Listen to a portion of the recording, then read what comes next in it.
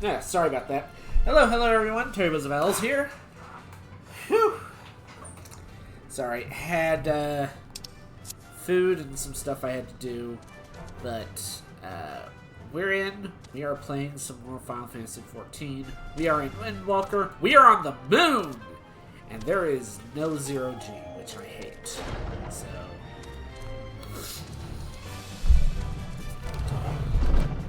Ah! Oh. I'm alive! I'm alive!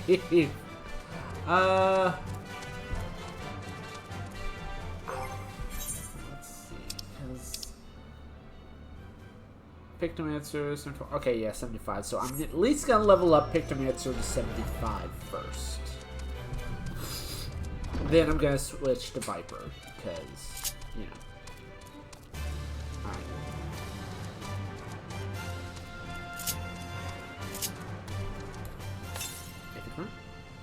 The northeast. All the way over. All the way over there. Oh boy.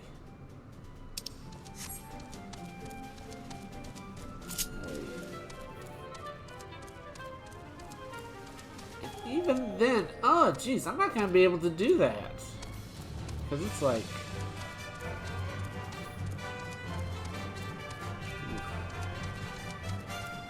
I gotta get another way to get over there.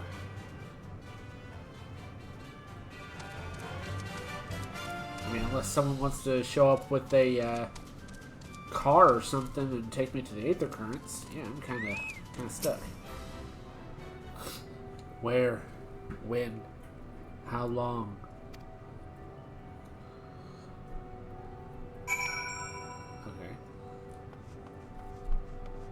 So yeah, we had to deal with the Watcher, and he said to met the Watcher, and he said to deal with these spirits. So was it truly so long ago? They're all these spirits that fueled Zodiark.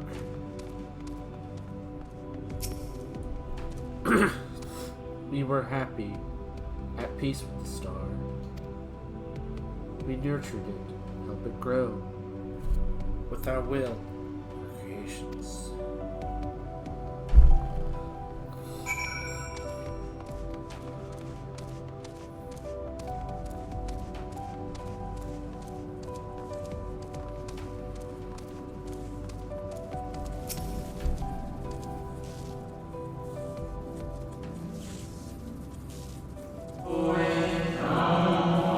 Stars beating the heart, its life.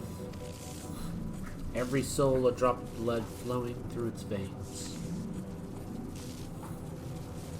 To live, to learn, to create, to make better. The star flourished, as did we. Do you remember?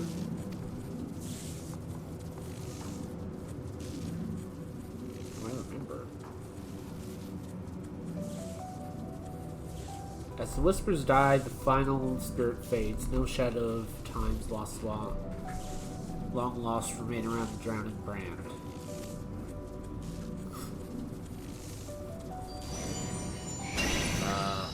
Huh?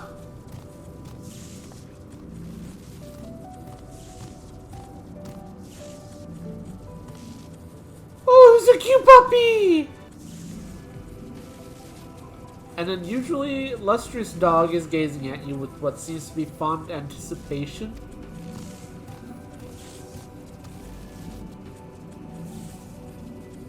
It appears to be waiting for you to follow it.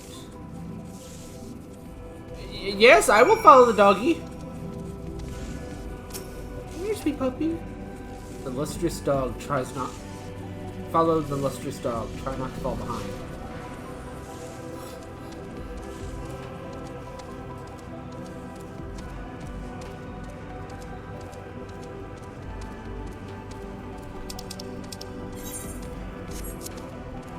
Puppy!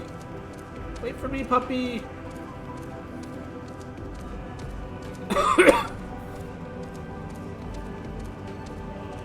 Oh, okay.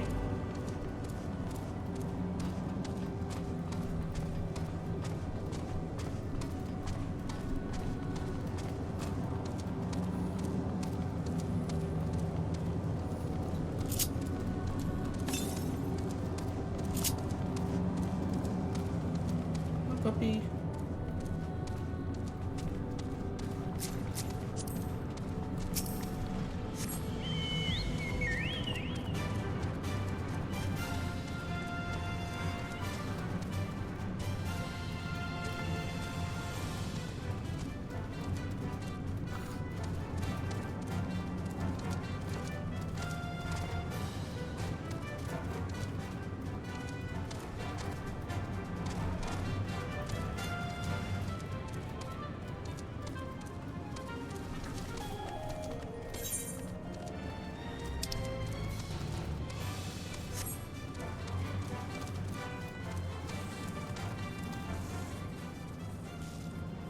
The dog silently regards the spirit that lurks near the brand.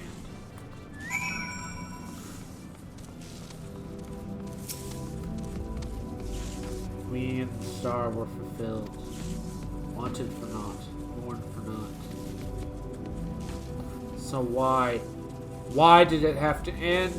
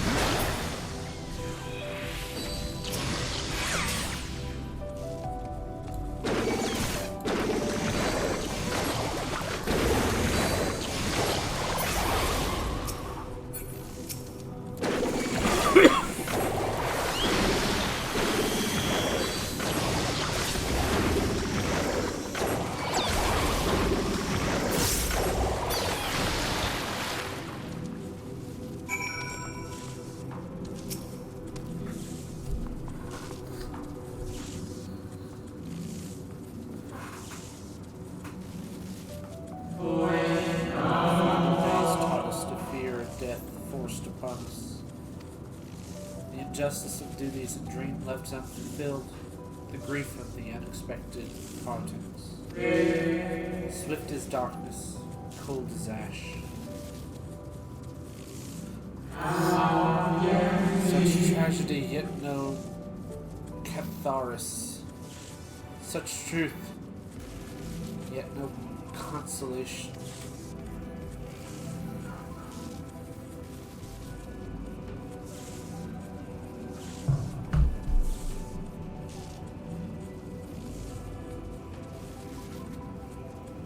The whispers die. The spirit fades, all silent and still around the quivering brand.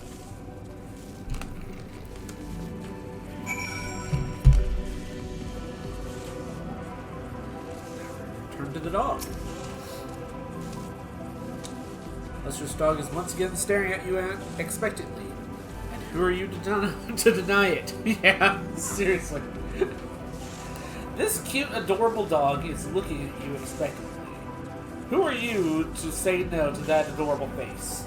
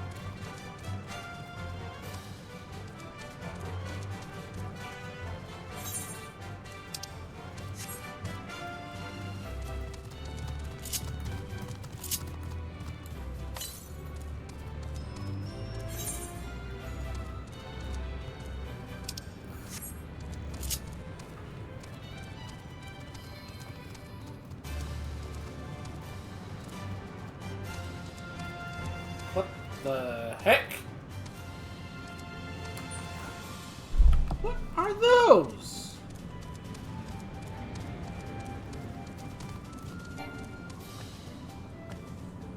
The heck?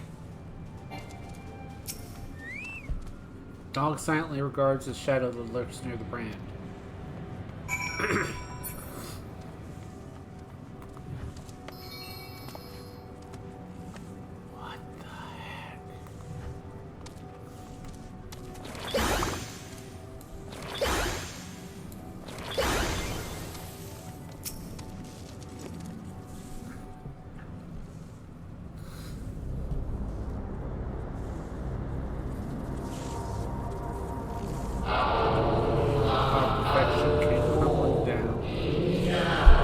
Such overwhelming despair. What we knew the end was nigh. The faintest glimmer of hope remained. We gave our lives a battle to the earth. We gave ourselves to Zodiac.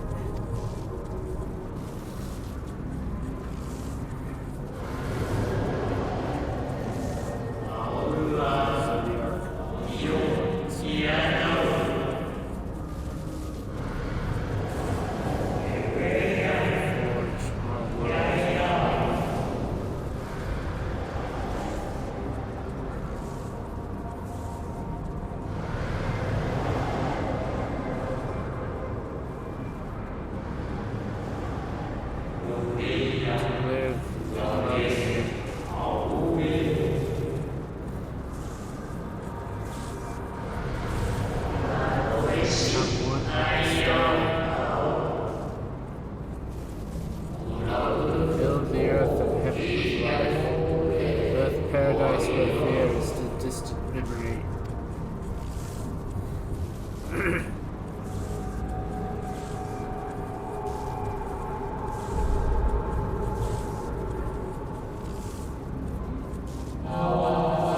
Pardon me. Would you be so kind as to step aside?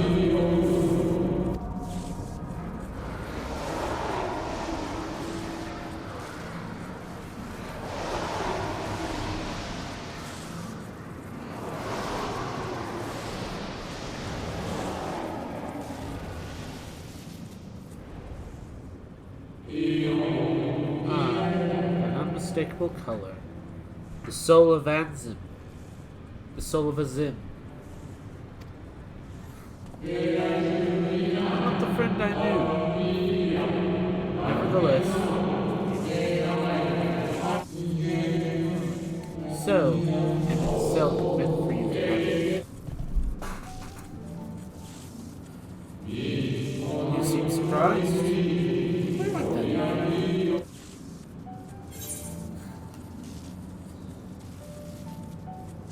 Meet again, Antilius. I do not believe I have yet met the pleasure.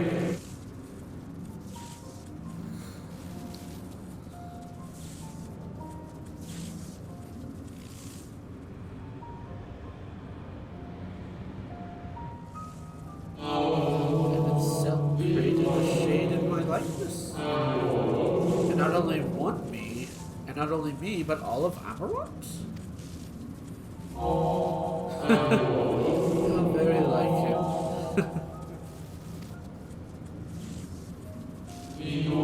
Slave to sentiment, even after eternity. As you may have guessed, I had a different creation. No mere approximation, but the original. The soul.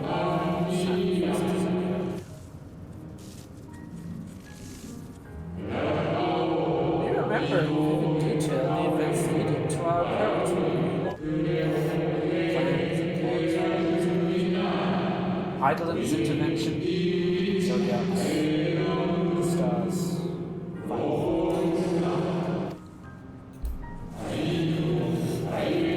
Then drifted along. Our minds steeped in fog. Until you came. I know you well.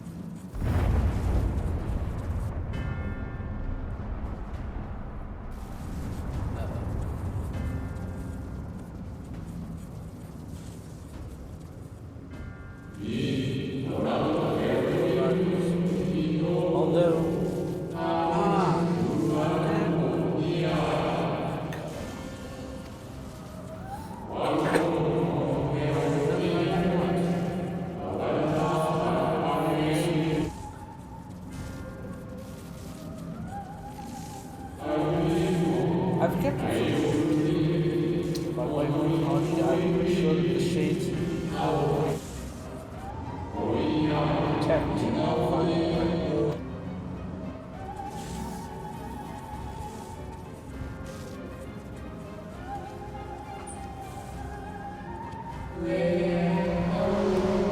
Very well. Mind you.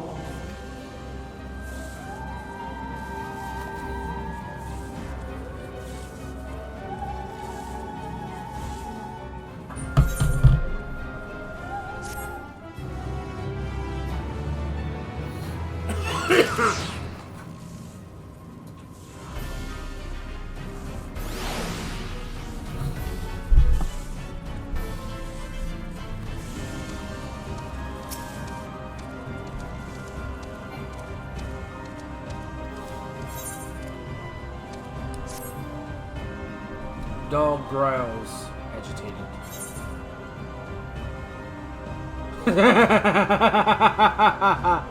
We must protect the brand. Come on, boy.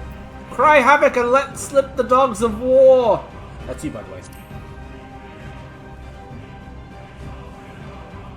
The dog nudges you with its nose. You get a feeling it wants you to hop on.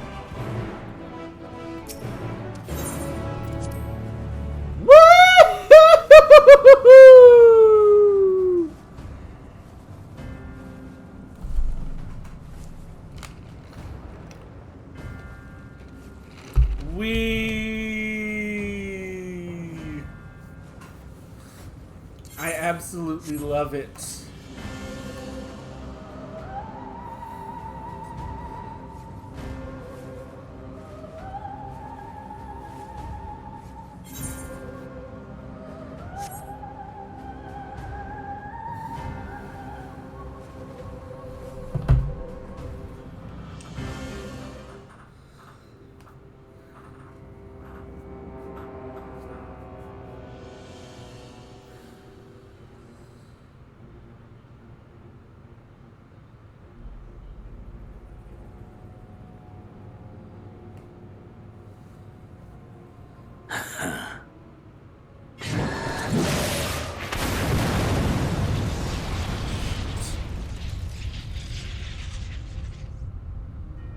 Xenos, you idiot!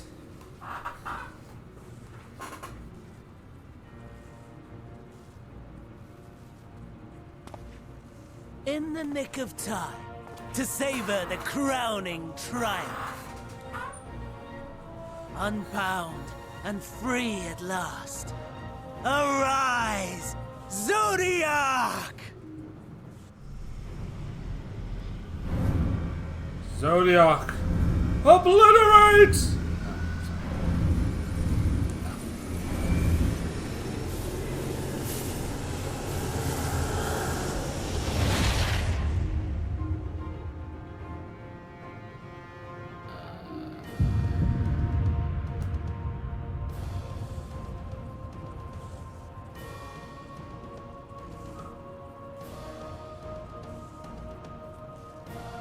Deprived of heart and will by the loss of dearest Elidibus. A creature of pure instinct, wanting for guidance.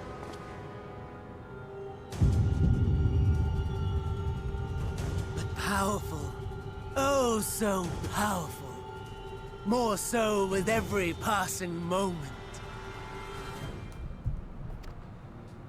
Such potential, even in this incomplete state. Still the savior who delivered a world from certain doom. So, here we stand. You know my intent. Consume the god, then the world. Stoke your fury to a raging inferno, and dance among the ashes. Or perhaps you would face me here and now. A lesser but welcome amusement.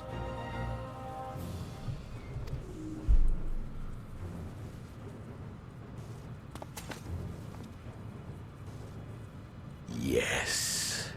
A taste to whet the appetite. Perhaps I should have just went.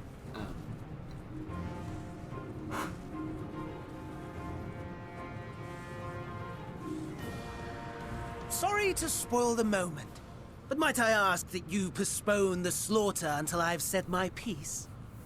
I promise I will be brief. Seriously?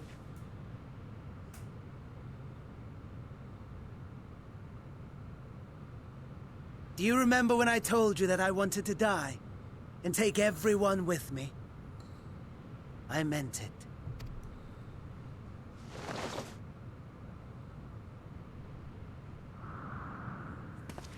Oh, crud.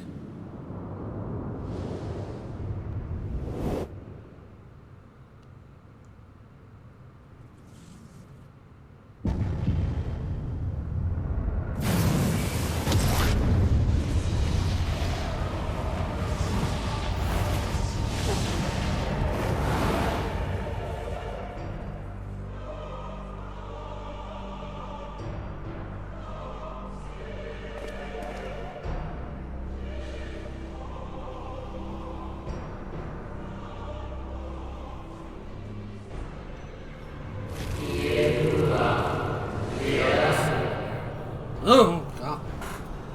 That's creepy. We are the guardian, keeper of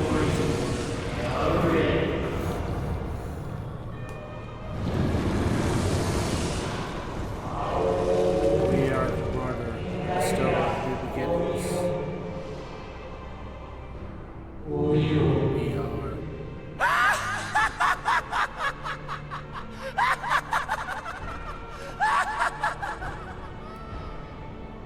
Such lofty aspirations! And what sweet irony that the world's saviors will become the agents of its destruction! It cannot end this way. We must return. We must be made whole. We are the will of the star, now and forever. For the greater good, for the sake of the world. Wrong, wrong, wrong, wrong, wrong! Lies and delusion! The dead have no power over me. You will be silent. Silent as the grave!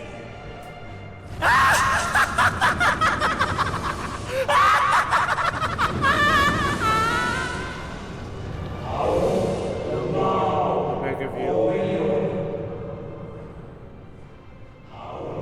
The star must endure.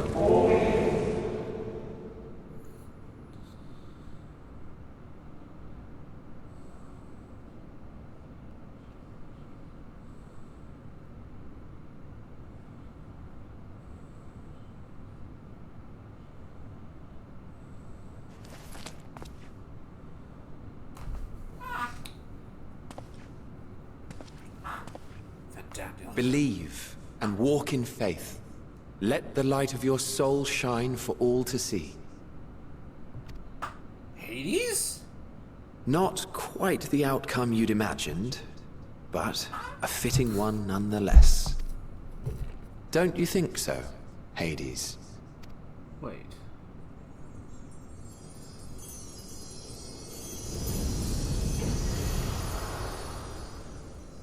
That was High Daniel, the other guy. I forgot what his name is.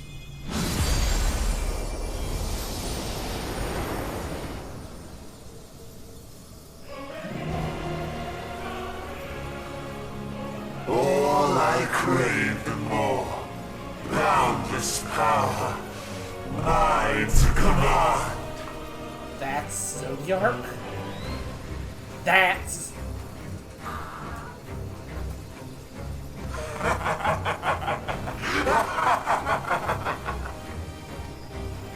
disappointing, really. I had intended to pit my fractured divinity against Xenos. But a more tempting option presents itself. The greatest obstacle to my ambition. You will trouble me no longer.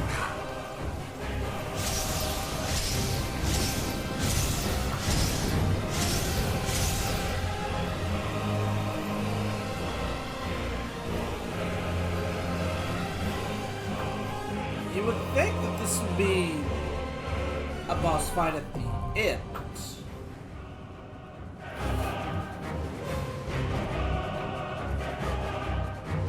Really would think that. No.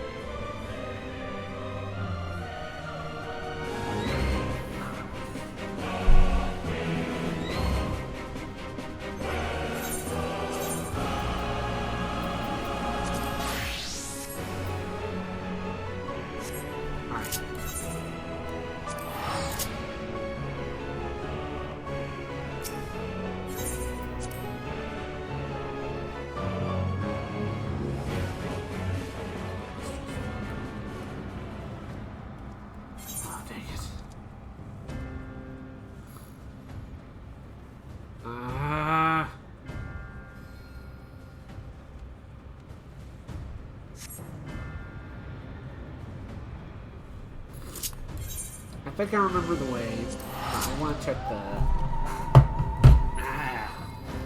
Well, either way, I can do this thing.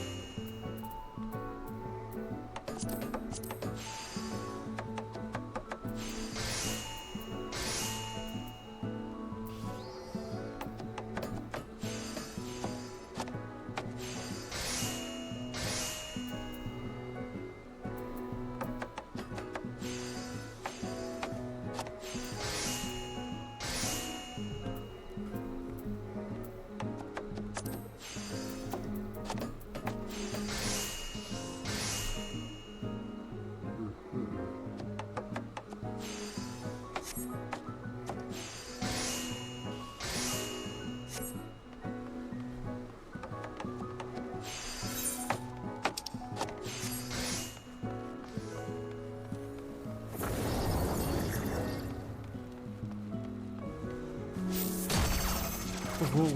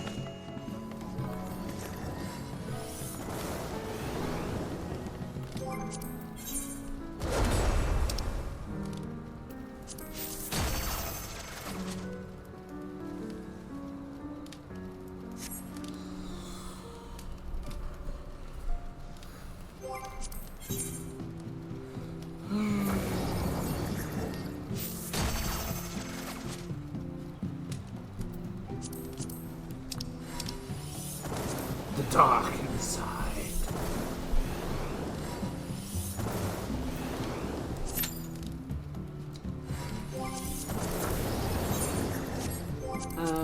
Just for chuckles, let's see.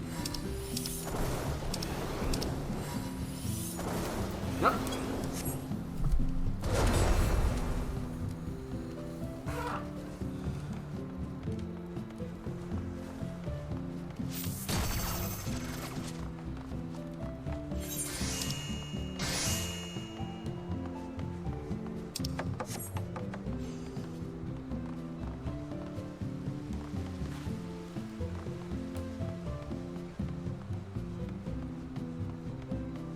Oh.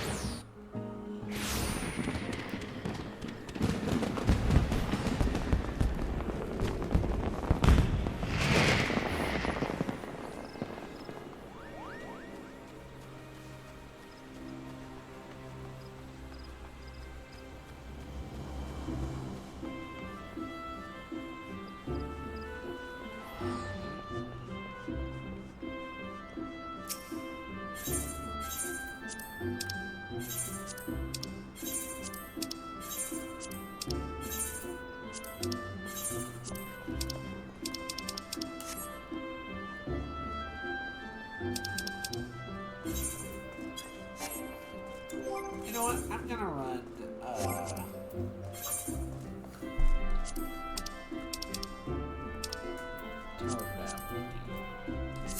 just for the XP.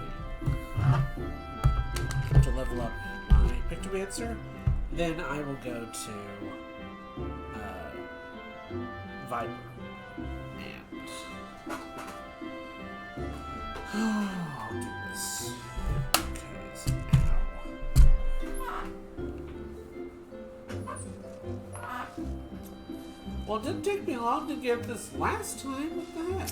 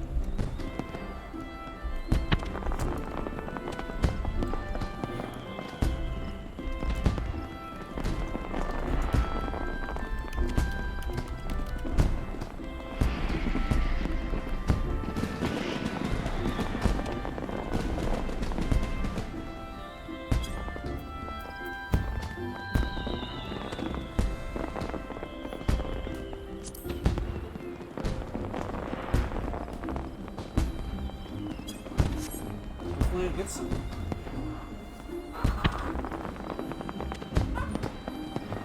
someone subscribed to my channel. Xavier Williams.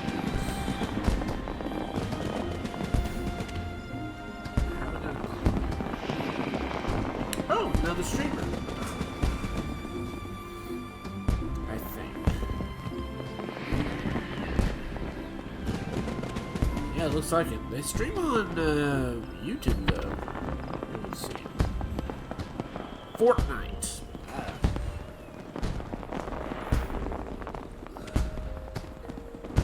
Not my cup of tea, but hey. It's whatever. People play Fortnite all the time, and I'm just... I can't get into it. I tried, and I just got bored. So.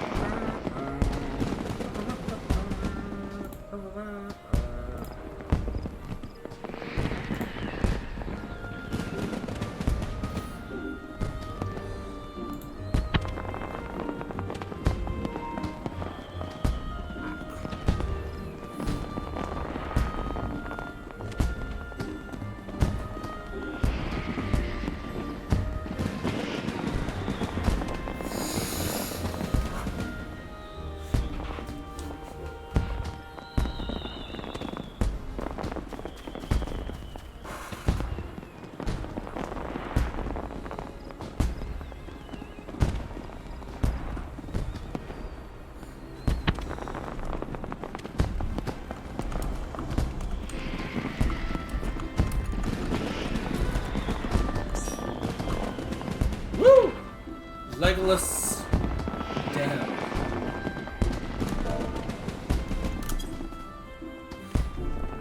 Del Toro.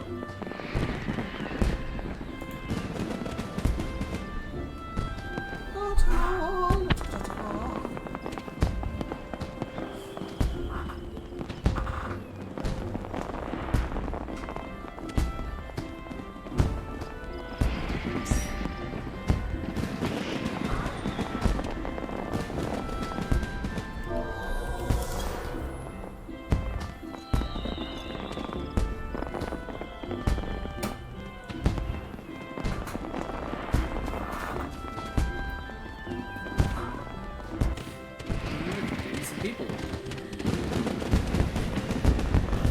Yes.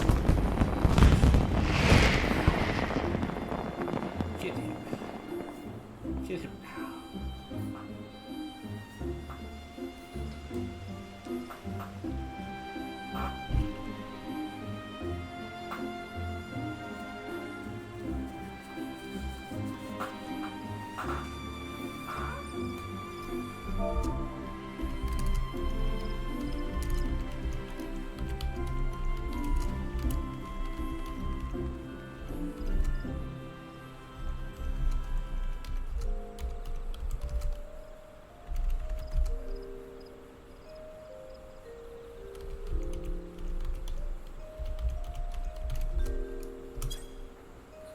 It's only intimidating.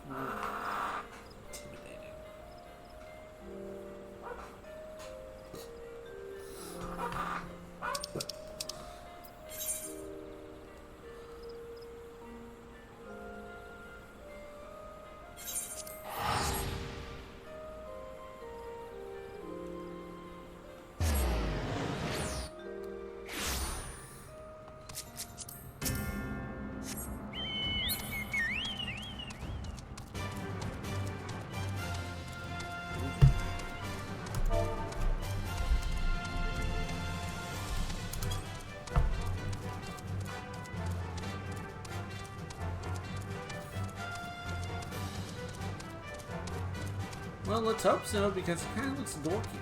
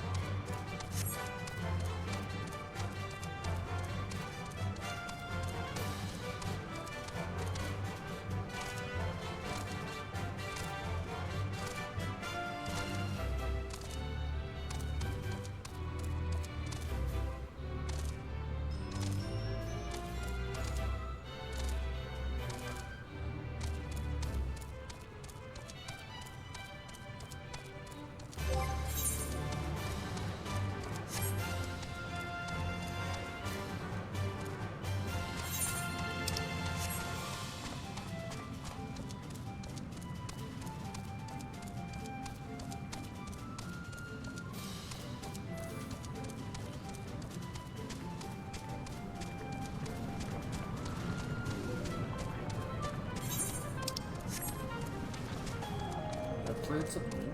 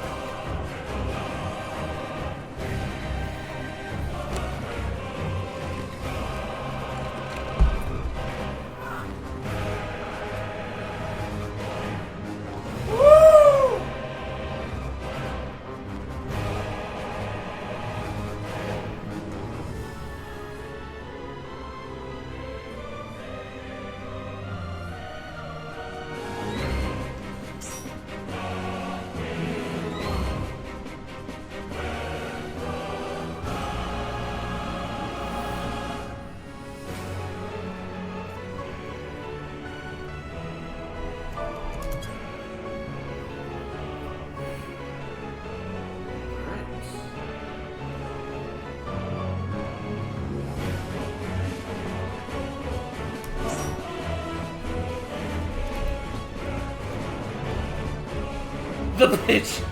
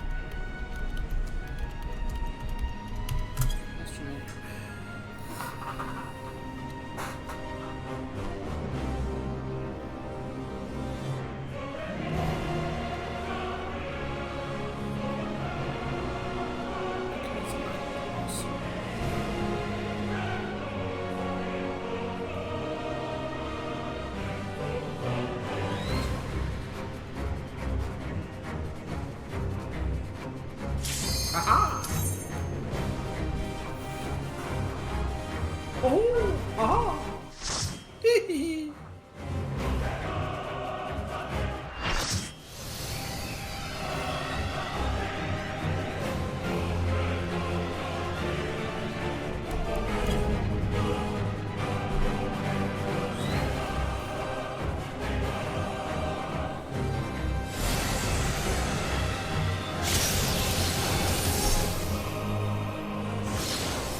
Establishing connection.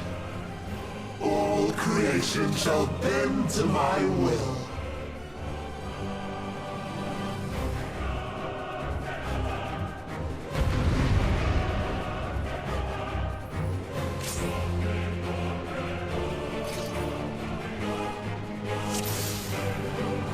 The end has come, and it will be beautiful.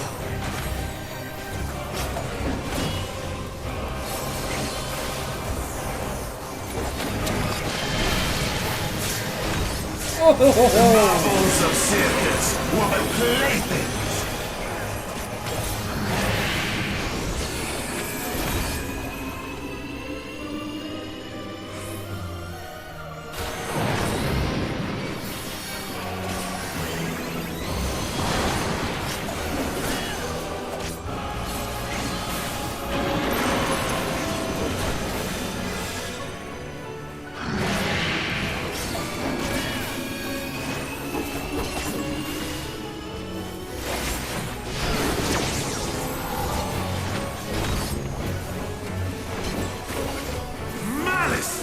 Become flesh!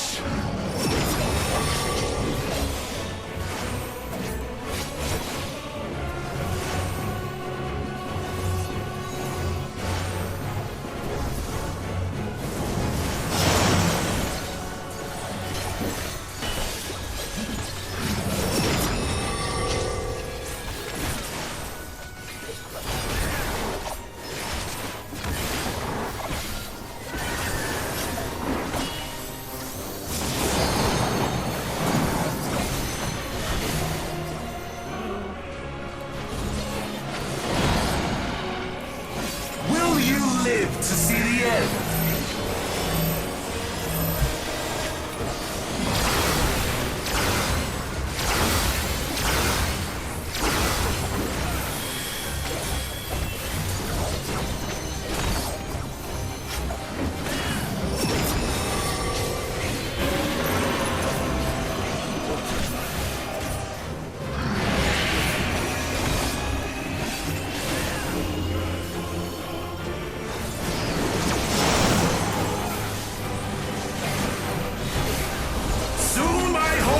Zodiac shall be complete!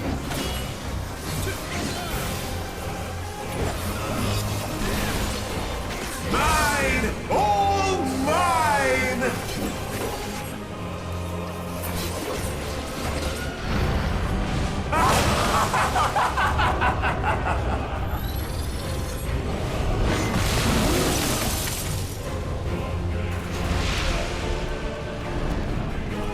At last, I am become Zodiac!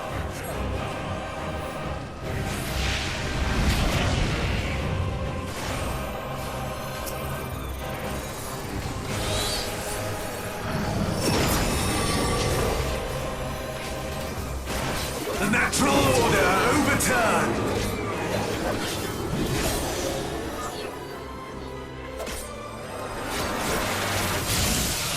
All in existence, bent to my will!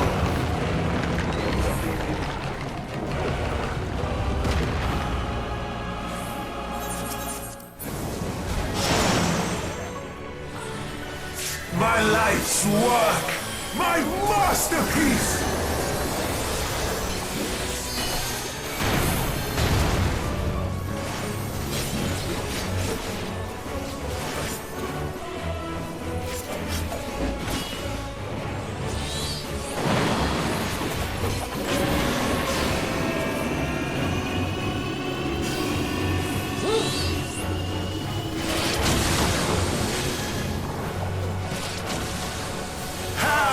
I've waited for this day!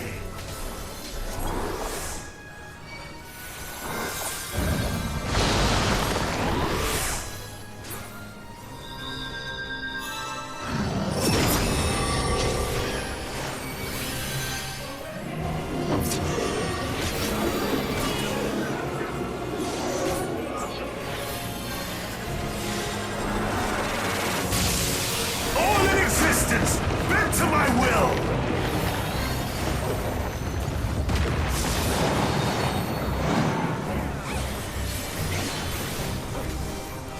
The great cataclysm, faithfully recreated!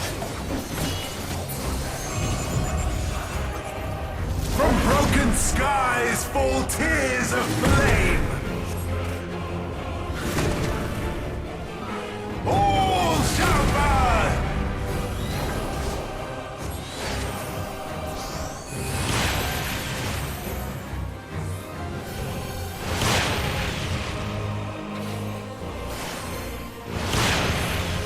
Will you live to see the end?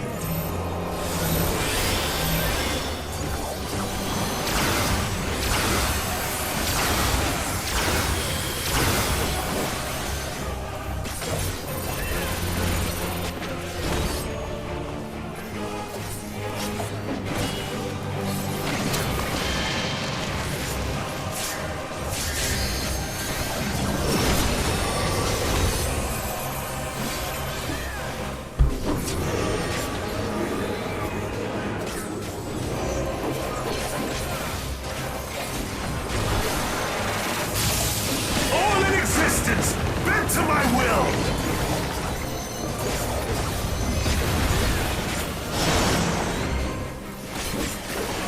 Will you live to see the end?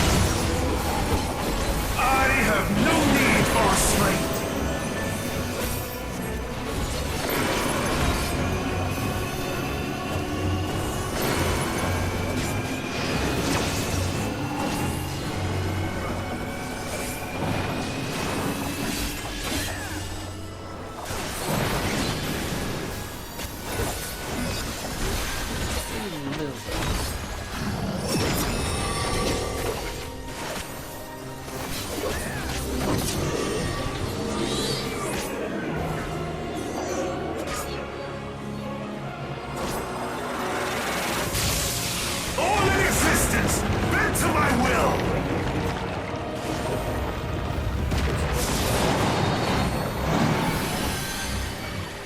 Will you live to see the end?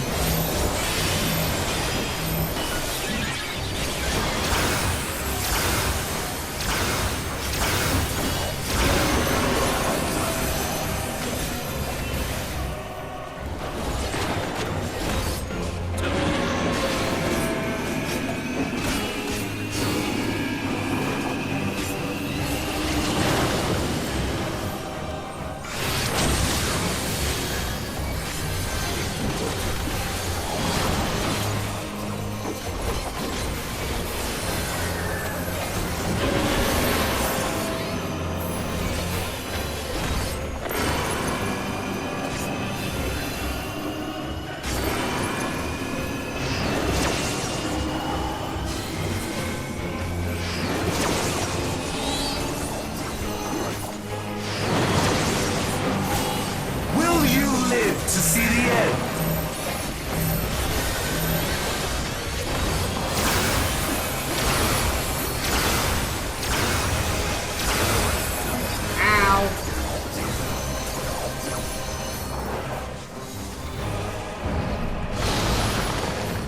Well, he's almost there.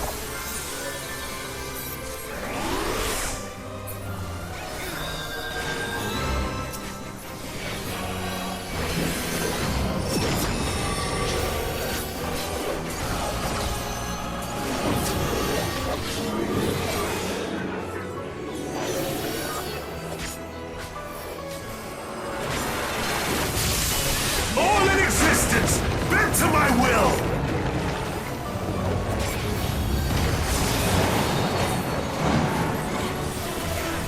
Will you live to see the end?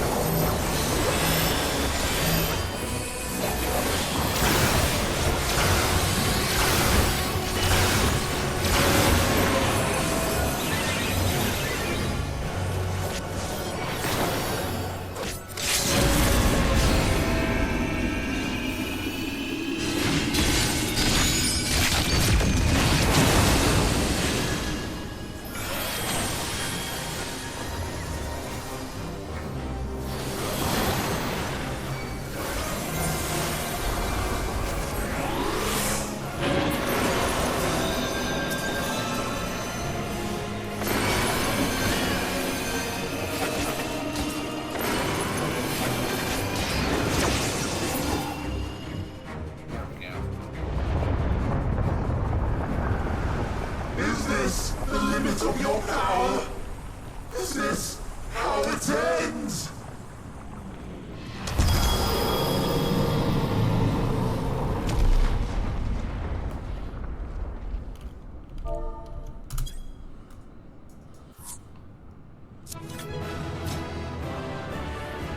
That was some size.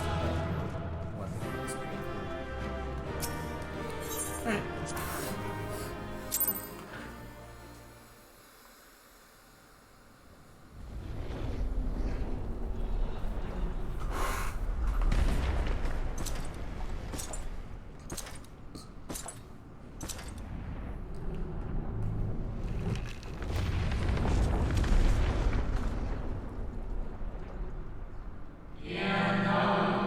Well, the preparations are complete and I stand ready to see Zodiac.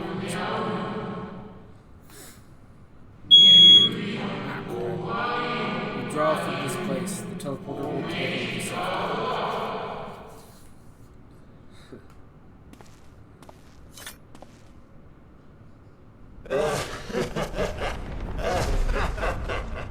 Incomplete and insufficient.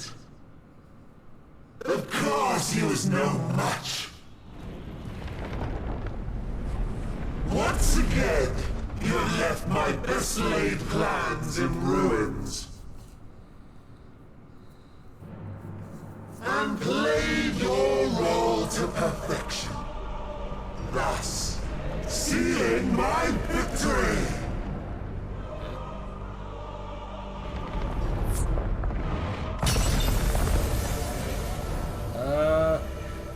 From the first, all I wanted was for you to kill Zodiac. 'Twas but one of many methods to achieve the desired effect.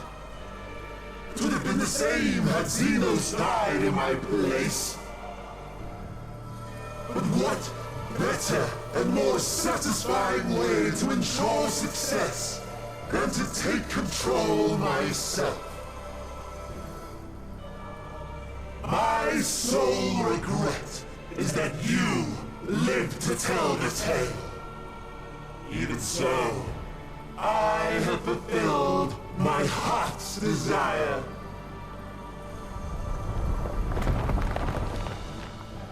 Let your murder mark the beginning of the end. The coming of the final days!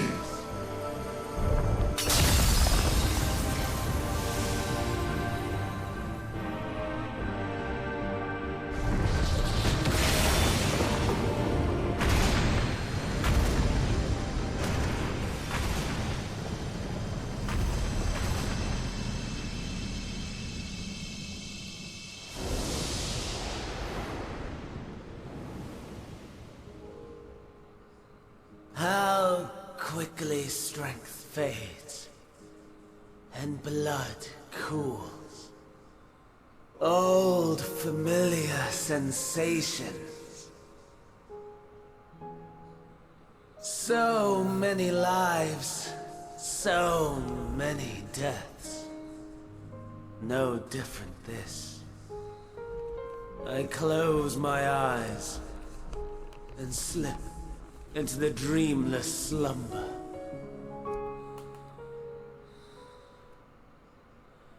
A tired song and dance. Routine. Always I wake. But not this time. Nothing left unsaid. Nothing left undone. Inherit my hell. I intone with glee.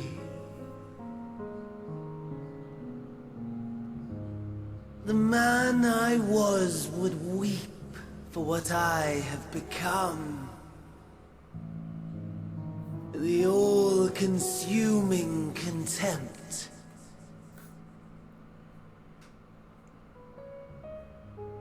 But I've the wisdom of 10 millennia to justify my answer to the question. No value in their existence. Not a whit. For all that I looked. None that I did see. A final chance, then, for Heidelin and her faithful. In Cataclysm, prove me wrong. I sneer. All shall return to nothingness, as was your will, Emperor Sunday. I, the star, and every living being, consigned to your oblivion.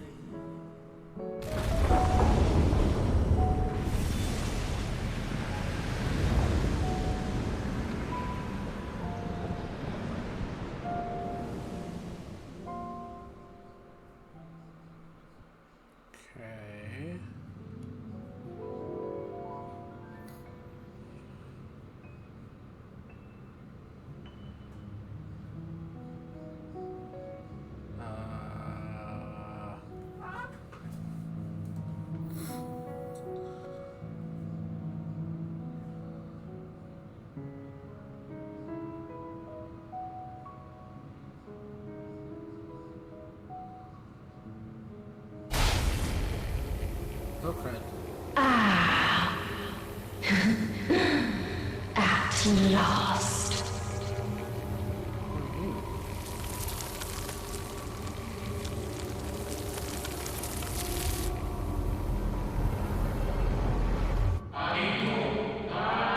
Oh. Deep breaths, slow and steady.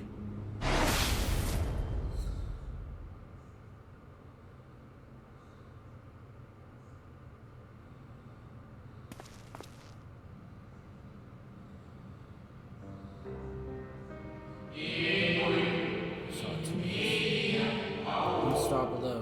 Through to turmoil.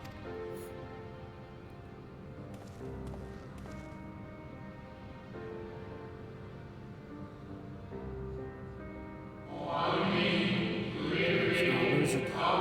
It's truth.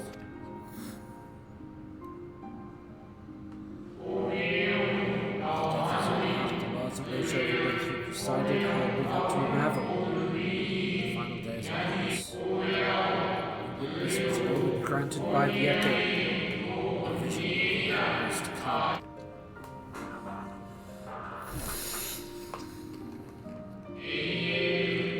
Time short.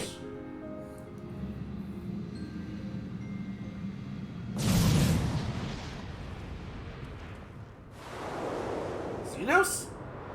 Oh crap!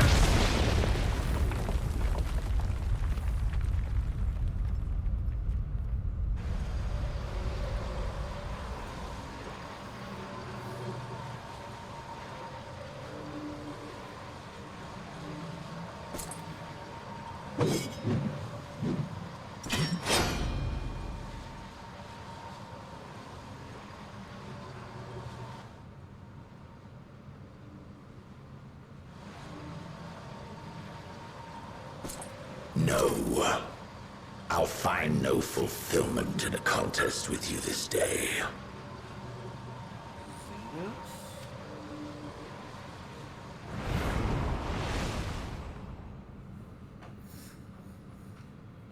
Slavering beasts gather at your gates, ravenous and eager.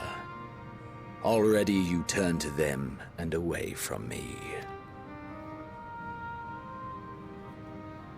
I must go forth once more in search of power far beyond the might of Shinryu. Power to make your heart run over with rage.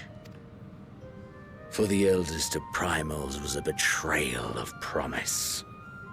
A pathetic creature incapable of inspiring true despair. That's what I crave. Pure, unadulterated despair. Alright, Sephiroth. I mean Xenos. I mean...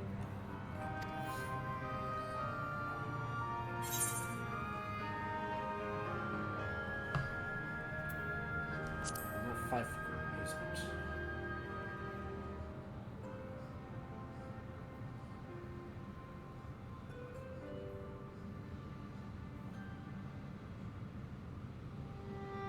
We shall see.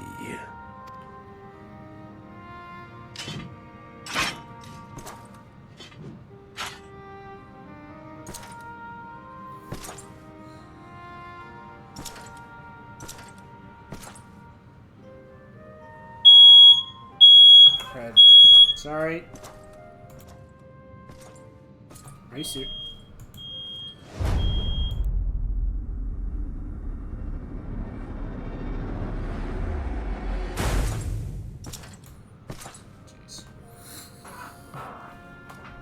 Xenos is my arch enemy, apparently.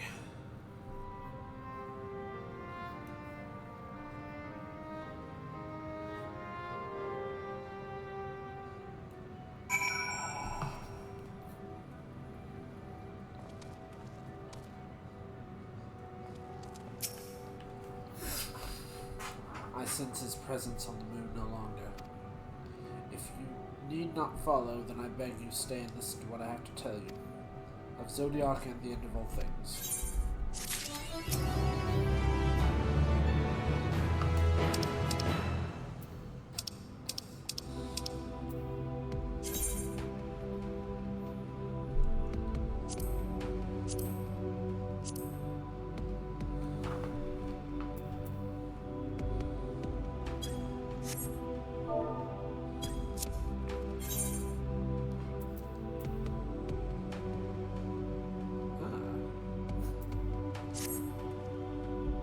Before we speak at length, I believe a change of surroundings is in order.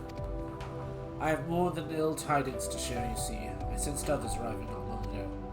Many communications with Hydaelyn grow infrequent. I have learned enough from her to know when these are your comrades. And as luck would have it, they have already reached my abode. Come, let's join them.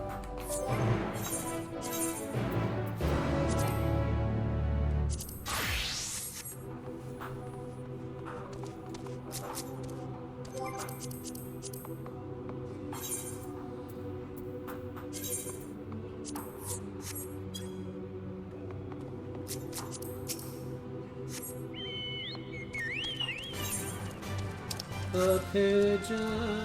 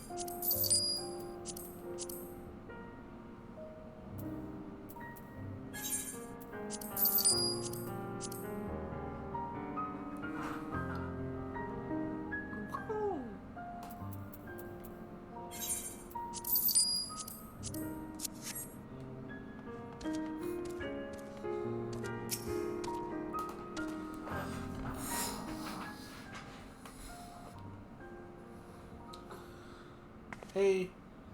Thank goodness you're unharmed. We did what we could to subdue the Tempest before making our way here. Not without casualties, unfortunately. Some few detonate explosives, killing themselves and others. The contingent's healers had their hands full tending to the injured and involved when we took our leave. Lest you wonder, Mistress Krail has also been delivered onto their care, serving as conduit for Helene's power does have take its toll. But she will recover in due course. As for Alpha and Nasle, they insist on remaining in Garlemald while we three rush to your aid. It appears, however, matters have already come to a conclusion. Sort of.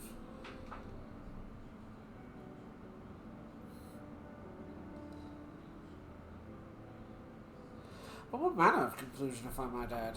And if this is the ally whom Heidelin bade you seek out, he's not unlike the Shades of Amarot.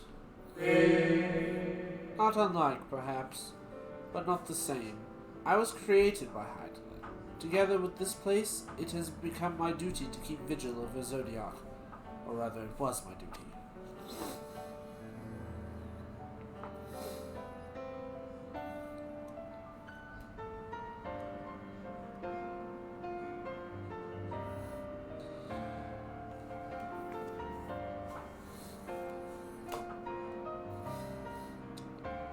Zodiac is no more. Not without consequence, I'm afraid. For now, the delicate weave of the star preserved by his presence is beginning to unravel. If you mean to avert the final days, you shall have need of... You're right.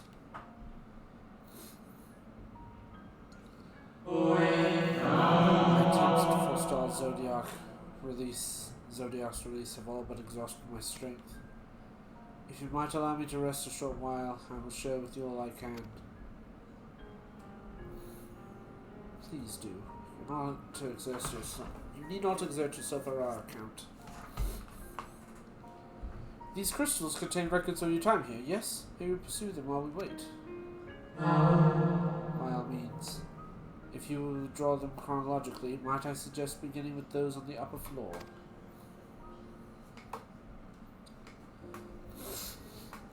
I shall leave that to you, Terry, while I see what can be gleaned from the crystals on the lower levels.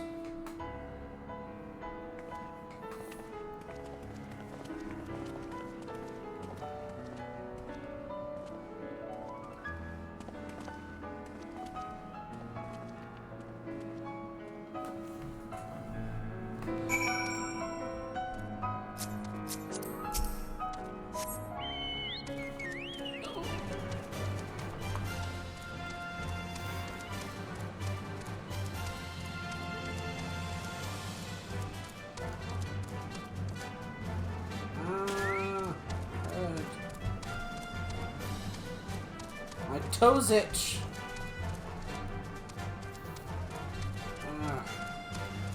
My toes and a finger itches.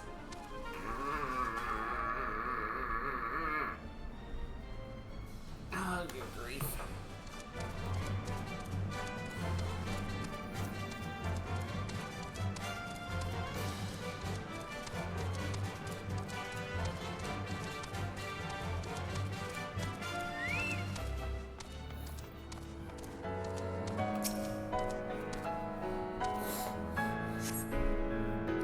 Gaze into the crystal. Ancient knowledge of Zodiac flows through your mind. Daily summary. No abnormalities detected. Okay. Appear to be records of a long, lonely vigil dating back to the beginning of Zodiac's imprisonment.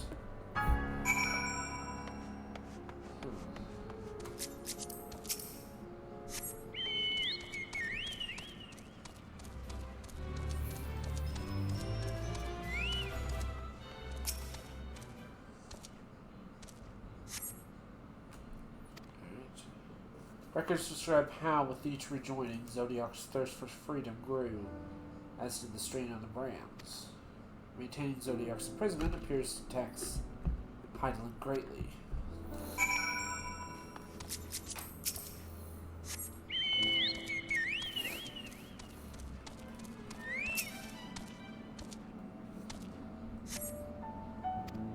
Records describe the Watcher's efforts to prepare the event Zodiac broke free from his prison. Records go on to describe maintenance carried out regularly with the Portus, though it's not clear who or what they are. It's probably that dog.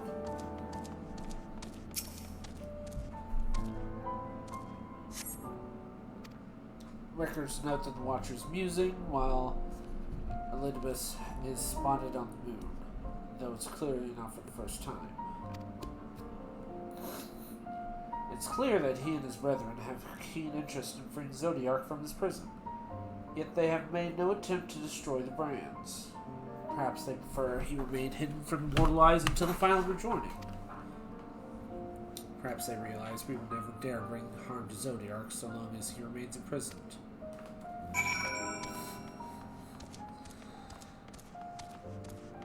Interesting.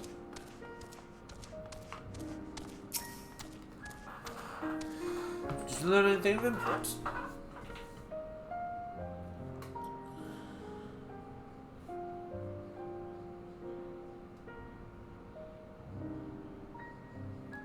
So as we suspected, maintaining the brands requires a great deal of energy to focus. And this cost has grown higher with every rejoining.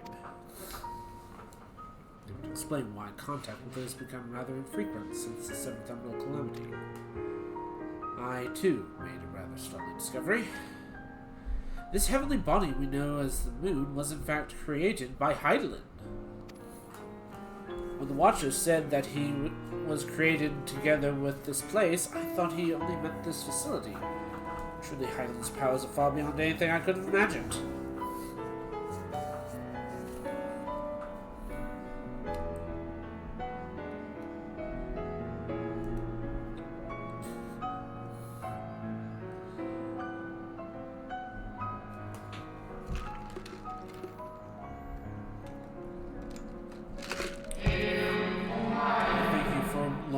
Affording me this short reprieve.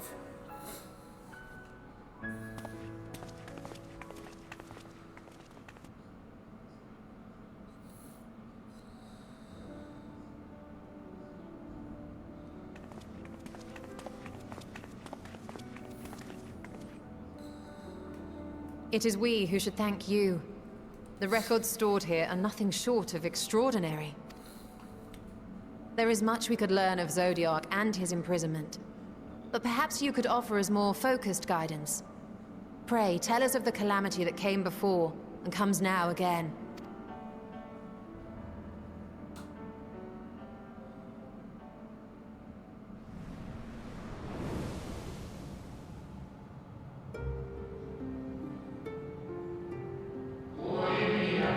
Long ago, the great sun dragon, there was but a single world. Yes.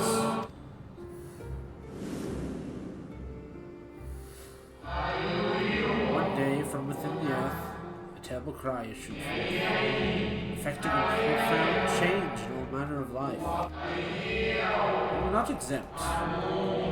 Creation rampant, giving shape and form to those thoughts of hopelessness and despair.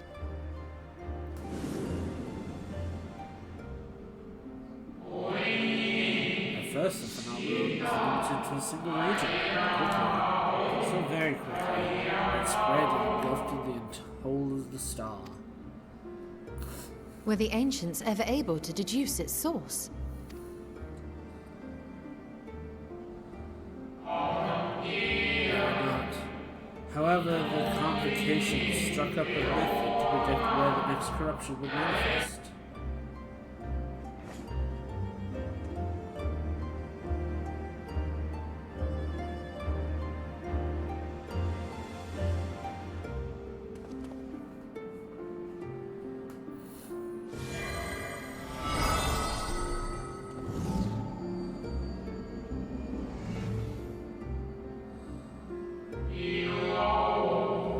Etheric energies would flow through all creation,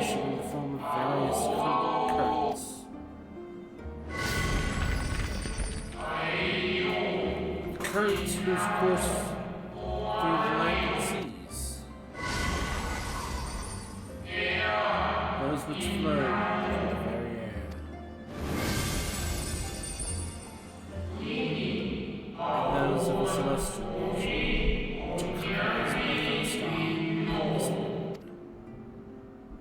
Celestial currents. I cannot say I am familiar with the concept. I expect you to be. Few scholars of our time knew of their existence.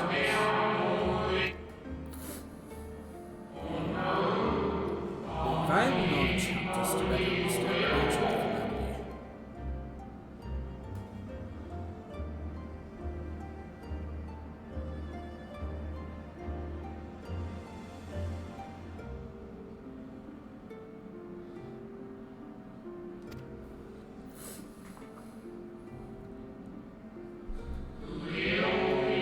Like the terrestrial ones of Earth and the celestial ones network, but the ethereal distribution is not consistent. The convocation soon realized that the inclining incidents occurred in regions where the flow was weakest.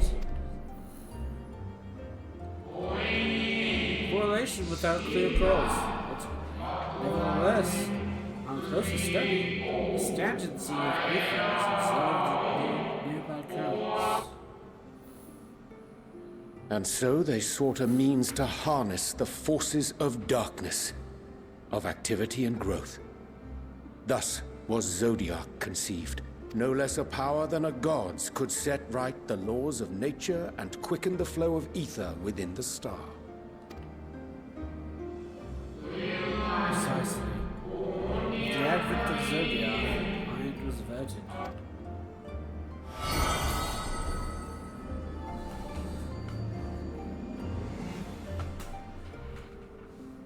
Emmett Selk claimed that those who summoned Hydaelyn did so because they saw Zodiac's power as a threat. Is that true?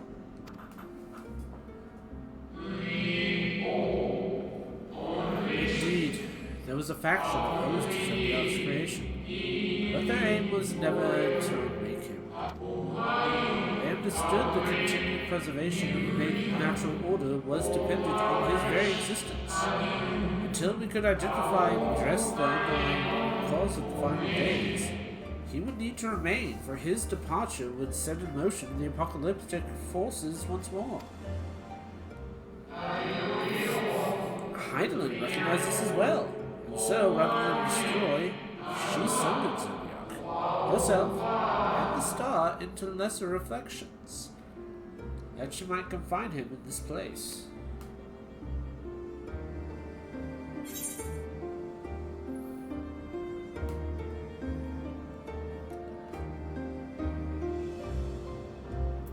She told me the ethereal seems false.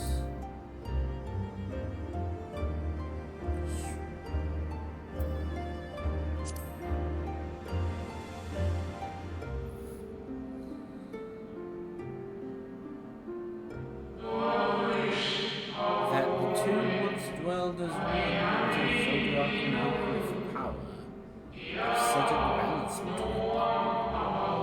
Not quite a lie, though rather a gross embellishment. But knowing what you know now, you must surely realize why she might opt to obfuscate and mislead. Hydaelyn and Zodiac are both constructs. Approximations of perfection, limited by imperfection. Zodiac was, without exception, the more powerful of the two. Been born from the sacrifice of half of Aetherius' population. Thus it was necessary for Hydaelyn to commit herself wholly to his defeat. Still more effort was needed to confine him. Maintaining the brains taxed her greatly. With what power she dared spare, she cried out to any who might listen, and offered a blessing to those who heeded her call. It was likely within her power to do so. I believe she did not wish to speak of Aetherius and her history.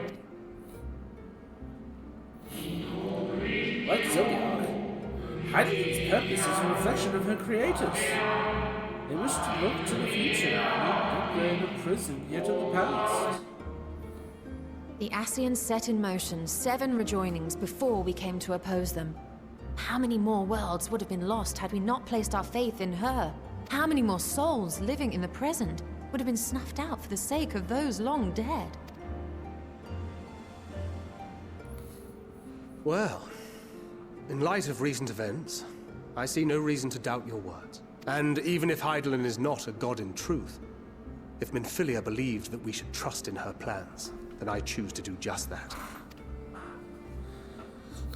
Which brings me to a rather important question. Let's suppose we try but fail to stop this second coming of the final days. Should the source fall, what will become of the other worlds?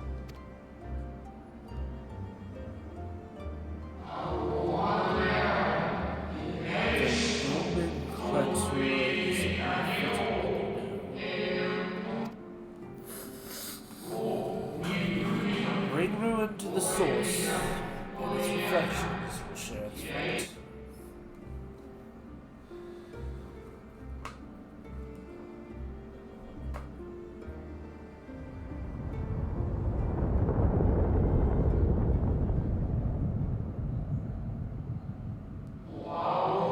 Ah, it's ready.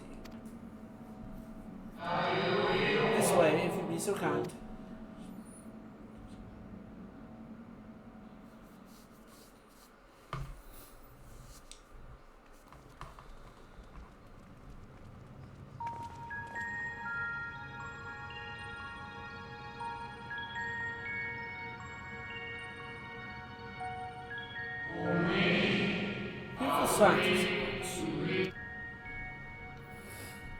Yes, but what is it?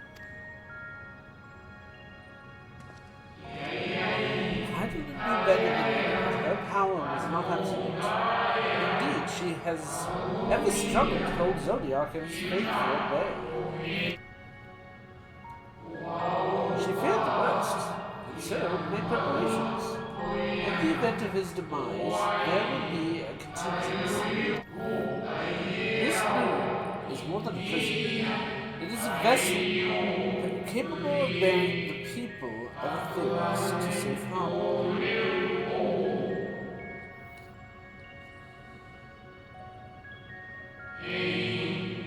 Not too far from its palace. In fact, I should be happy to take it. If you may find the details much in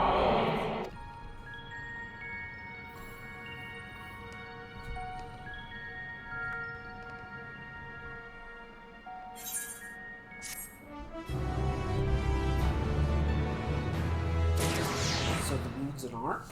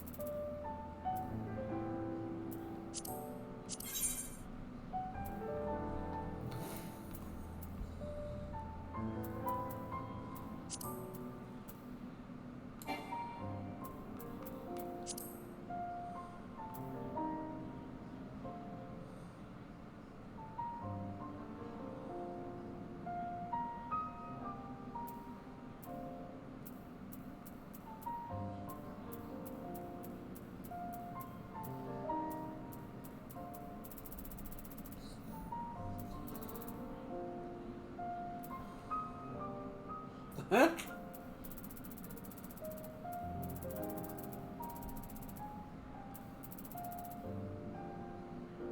I kind of get that.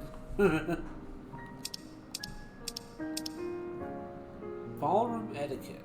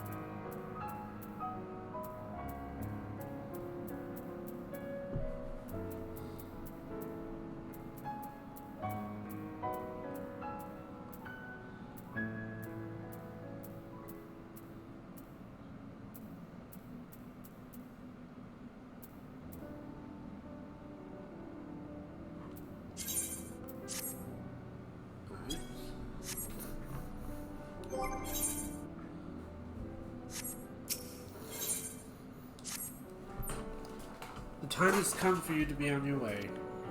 The creator of the heart of the Lemeritum, where Zodiac was imprisoned, is not so easily traversed, however. Let us call upon Argos, the familiar whom you met earlier. You should have no trouble bearing it across. As Heidelin created me as Segolia, so did she too create Argos, the god. It's in his nature to appear when needed, yet he is nowhere to be found. Strange. Mayhap the imbalancing of the aether has affected him. Let's make for the crushing brand and attempt to call upon him there. You might recall the path you walked with Argos before, and you will find your way.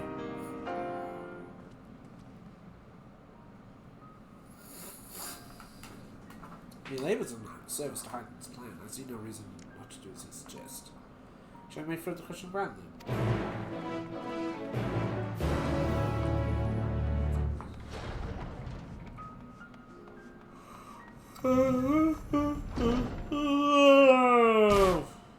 Ow.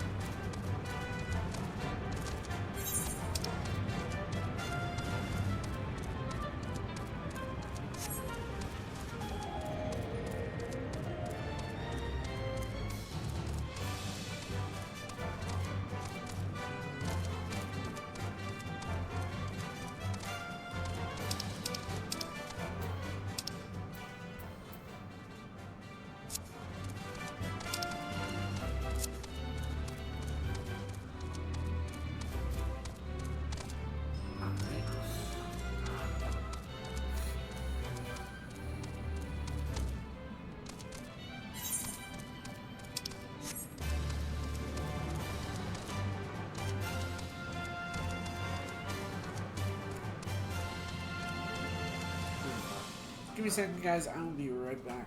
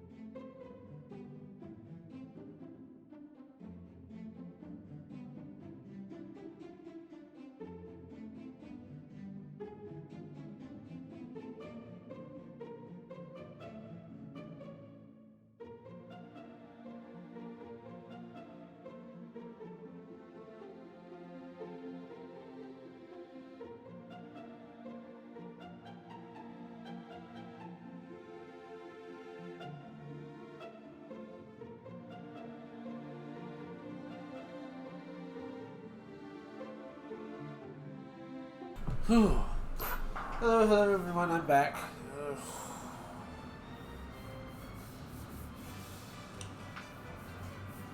Whew.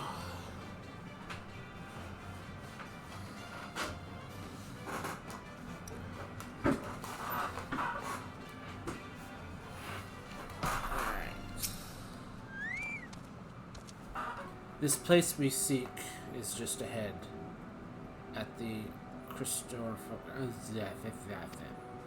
You see, August cannot manifest without sufficient concentrations of ambient ether.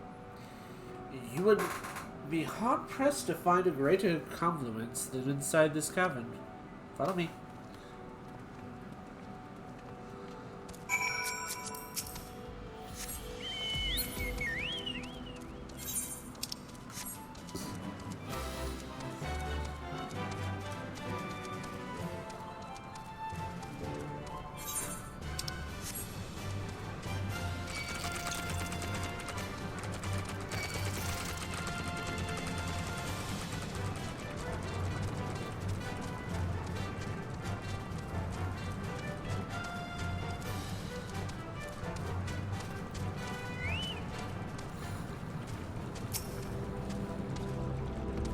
Yes, here we do nicely. The lunar spongi draw ether in the ground, which is then dispersed in the air. At present, however, the ambient energy is not quite sufficient for us to manifest. Might you be willing to spare some of your own to help the spongi along?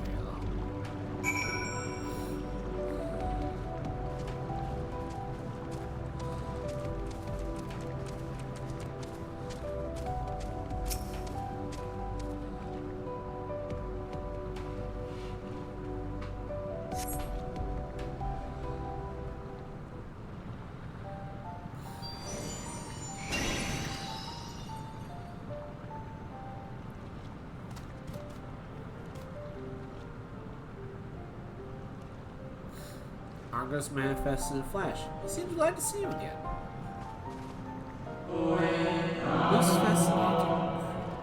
The most fascinating creation of Heidelin's. Would you not agree? Should the need arise, he's even able to create reflections of himself on a whim. Though I assure you, it was no reflection which accompanied you earlier around. No, Argos was quite eager to be at your side then. As he is now, it seems.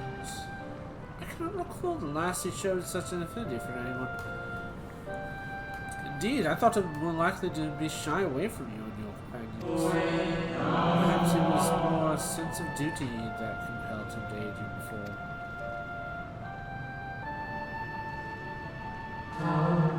As for your companions...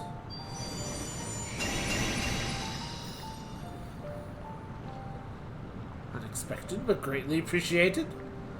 Yes, I shall love the pupper. I shall cuddle him.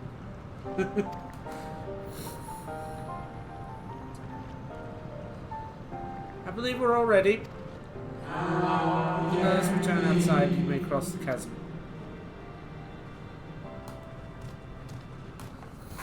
When do we get him as a mount?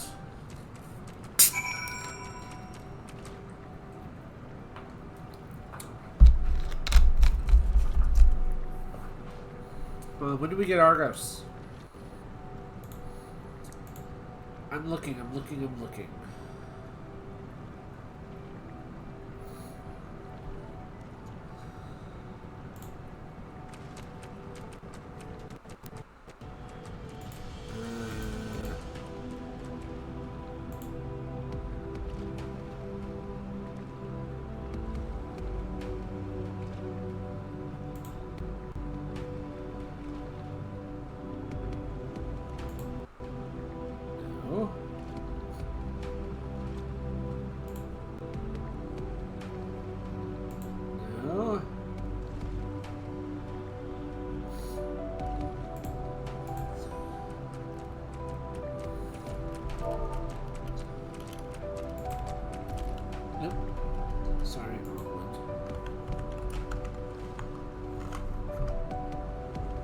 There you are.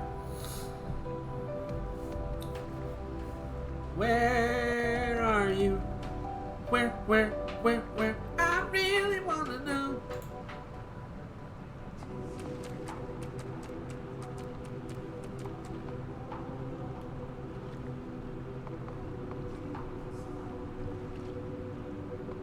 Are you serious? At the very last one. Wow. Okay, that's crap. That sucks. What's the next dungeon? Van Spally. Skies Aflame.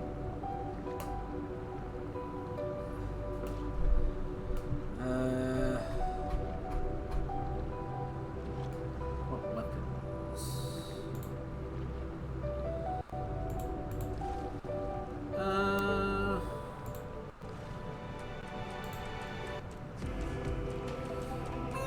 Not a fan of the paintbrush set.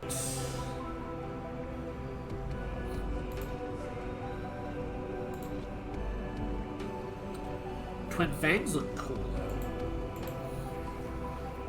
And the chest piece looks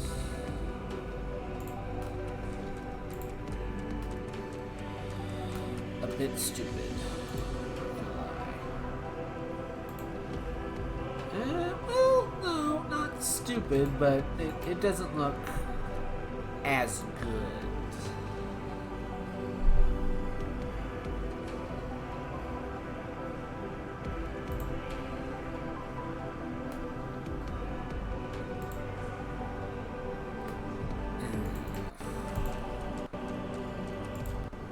If anything, I'll take it for the,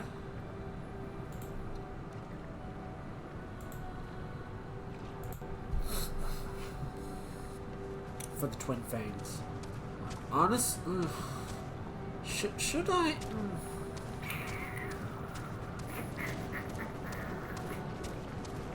You know what?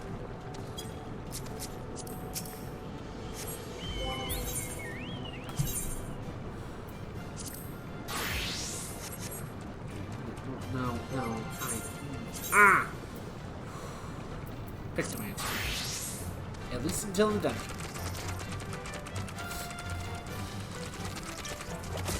Oh, that's gonna be a long ways, though. Alright, how much further until the next dungeon? Alright.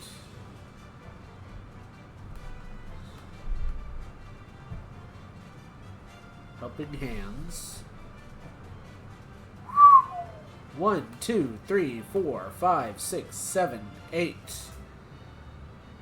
8 quests until. Oh, jeez.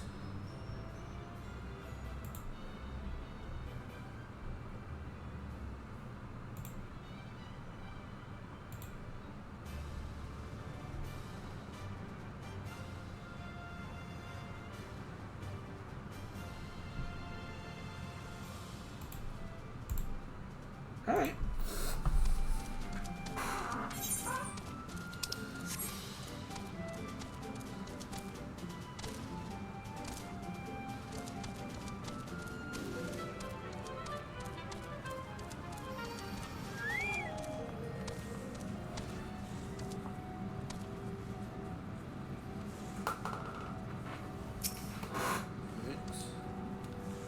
Your destination is the structure across the Cradle of Darkness. But climb onto Argos's back and he will take you to the rest. Take care of the rest. Once you arrive, it should not take long to find the ship's crew. The facility is designed to rouse them from their slumber in the event of Zodiac's destruction. He their counsel. Together, you may guide the star and the people to kind of fate. This is where we part ways. But know that I shall forever be watching and praying for your success. So we're gonna find a new world? Our allies' assurances notwithstanding. We cannot be certain what awaits us on the other side, so perhaps it would be best if we did not go all at once. I propose 2 of us cross first, while Thancred and Oriantra wait here. Alright. Whee!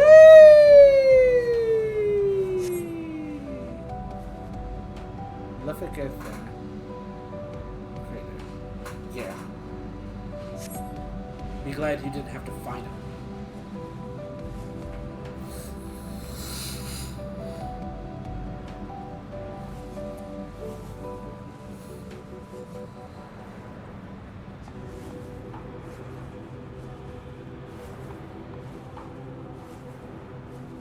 the way inside.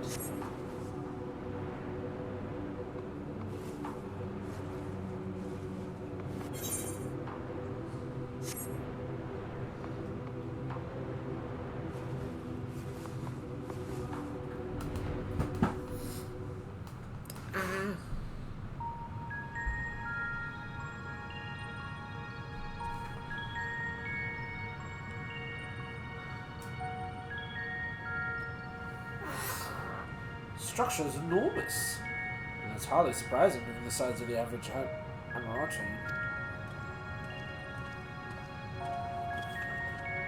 Apologies for the wait. Right then, let's head inside and... Oh.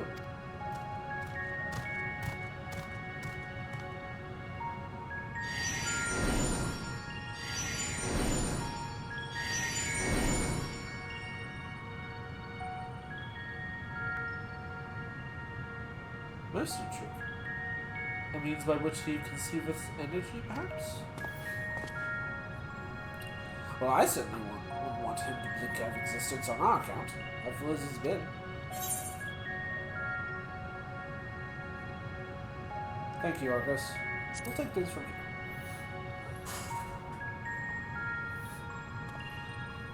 If Argus is to remain without, let us not keep him waiting over long.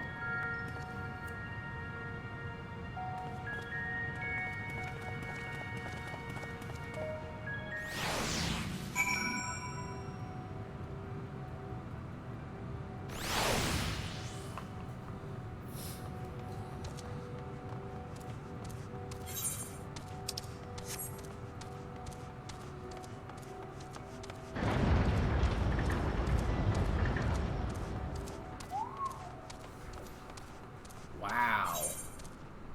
Ah! Well.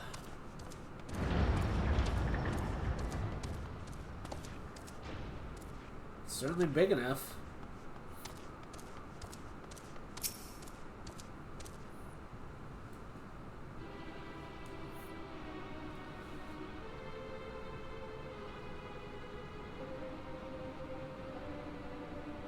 So where's the crew?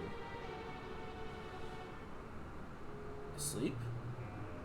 Our moonship pilot should be around here somewhere. Is that right?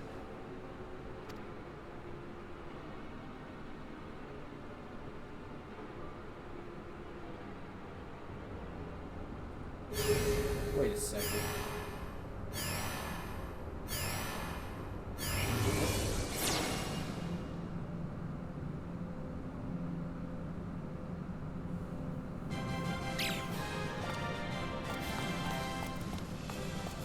Cute.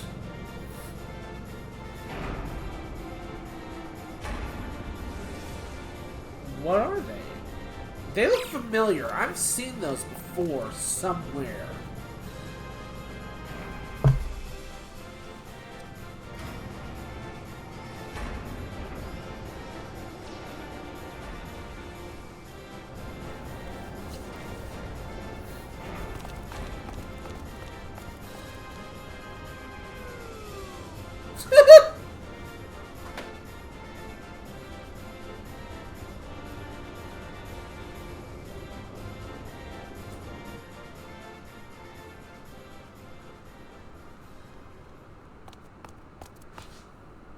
Look lively, everyone! I know, this 1243rd inspection is a mite ahead of schedule, but it is of the utmost importance, for Zodiac, alas, is no more.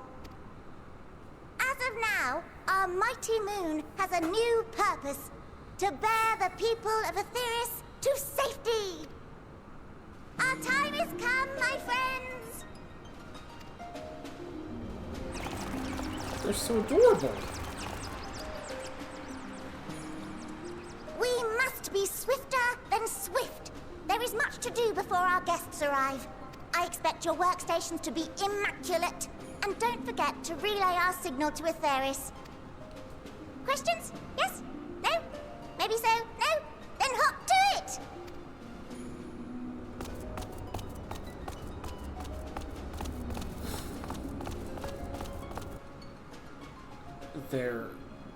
They're adorable. 'Tis a rather curious crew she hath chosen. Their endearing forms intended to ease the passengers' hearts, perhaps. Perhaps. Thancred, you alright?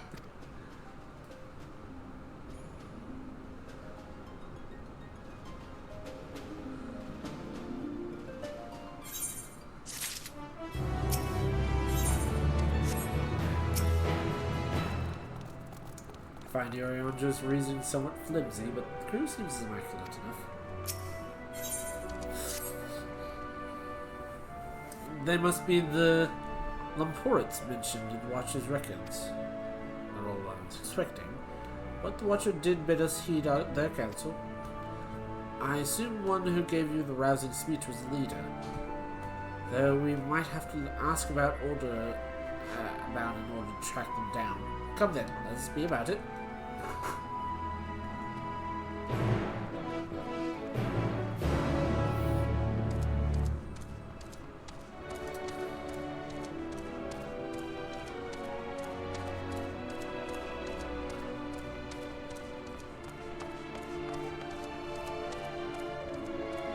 Grief. Well, this would certainly fit all of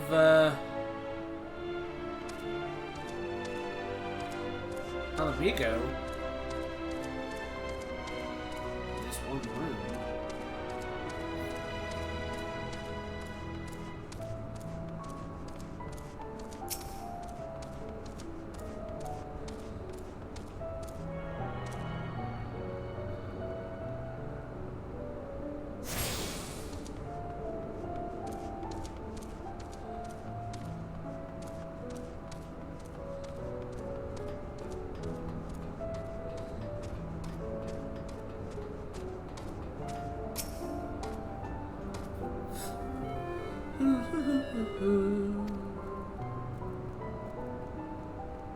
The leader of our crew? Not me, I'm afraid. Singing Way is the name. I'm in charge of construction and maintenance in the atmospheric circulation system. Only the crispiest, cleanest of air for the people of Earth is Ethereus, and that's a promise.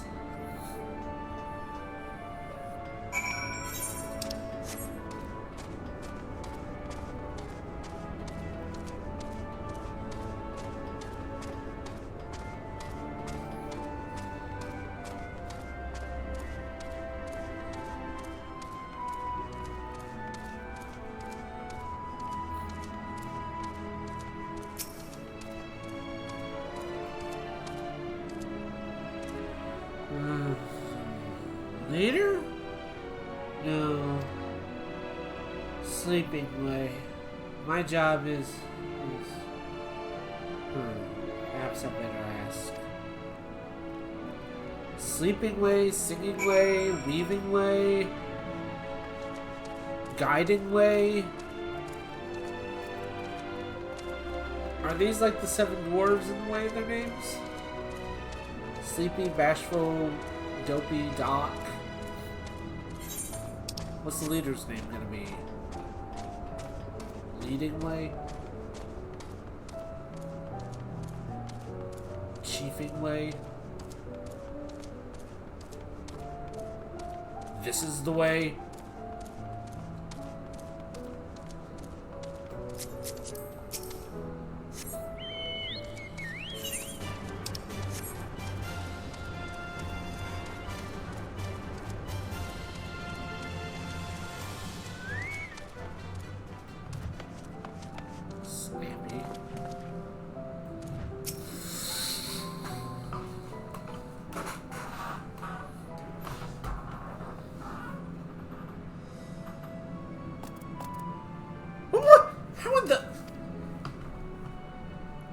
Get here! Who let you in? Why wasn't I told? Take me to your leader. Were you the one giving orders earlier? Me? Oh, yes, of course. As I'm the only one around capable of doing so, anything properly, it falls to me in charge to take charge of the others. Found him. Oh well, so you meet us here. Your friends are taken. Is this all of them?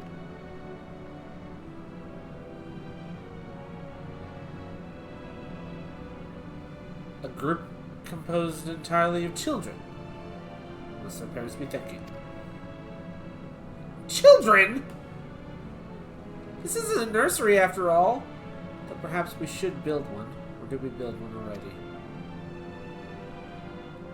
No matter. You needn't worry, pretty little heads. All will be well, I promise. But goodness me, we shouldn't be standing around garping. I must take you to meet the others. Could have at least... If you can run along back towards the entrance, you'll find the path that leads to the central platform on the upper floor. There's no wrong way to reach it, but there's a large glowing ball at the center. You should find yourself lost. I shall gather the others and meet you there. Well then, right to the upper floor it is.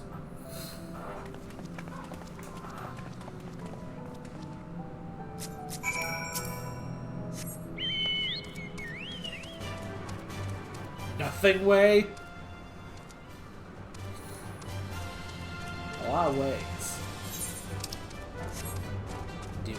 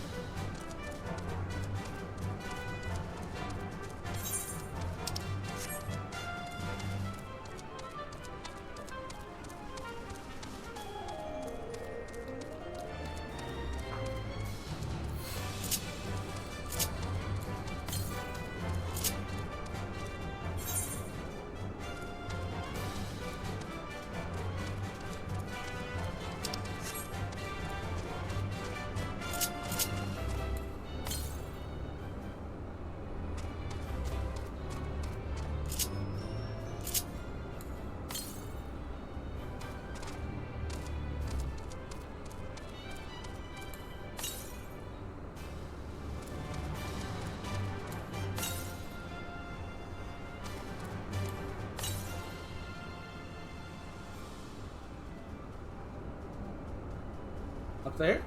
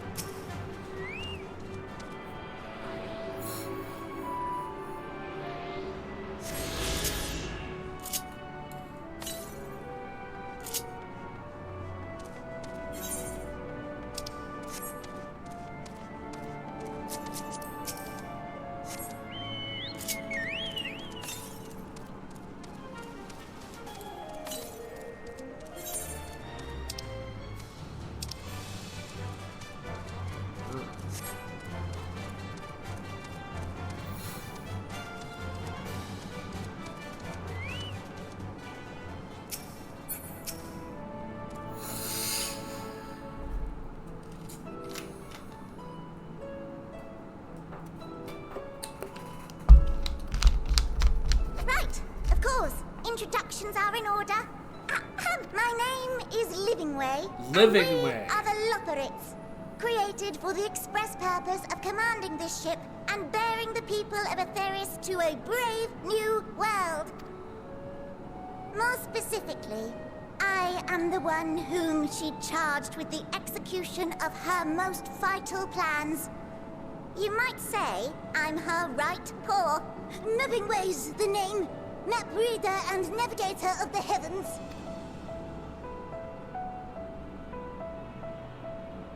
Pleasure to meet you all, but I'm still trying to make sense of this. Confusion and bewilderment are completely understandable. Fear not, I shall walk you through it. The people of Aetherius, through no fault of your own, I'm sure, set in motion a series of events that, unfortunately, culminated in Zodiac's obliteration. Acutely aware of the imminent crisis, your parents sent you little ones on ahead while they began the necessary preparations.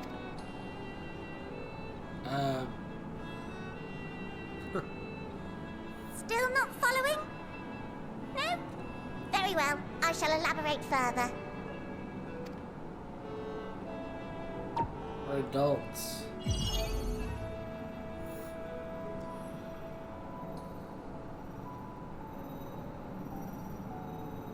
Here, we have Aetherius, your home, and the moon, where we are now. Without Zodiac around to keep things lively, so to speak, the celestial currents of the star have doubtless begun to degrade. A calamity of apocalyptic proportions will be visited upon Aetherius, bringing an end to all life. Very sad, that. Very sad, that. So too hath the Watcher claimed. By thine unperturbed countenance, I gather this eventuality was anticipated. The doom and gloom. Oh yes, quite expected. Imagine, if you will, that Aetherius is a delicious carrot that I've forgotten to eat and left out in the midday sun. Why? Why would you? Okay. The most earnest wishes or prayers will not stop it from rotting to the core. So sadly, there's nothing to be done but to abandon said carrot, Aetherius, in case the metaphor is lost on you, to its grisly fate. And this moon will serve as the vessel to deliver us to a new home. Just so! We will gather up as many people, supplies, and resources as our stores will hold. And then, once everyone is aboard, it's off to another star. Easier said than done, admittedly, for one does not simply hop from star to star on a whim. Which is precisely why we've spent countless years constructing the most propulsive of propulsion systems. We ought to make it to our destination in 2 shakes of a rabbit's tail.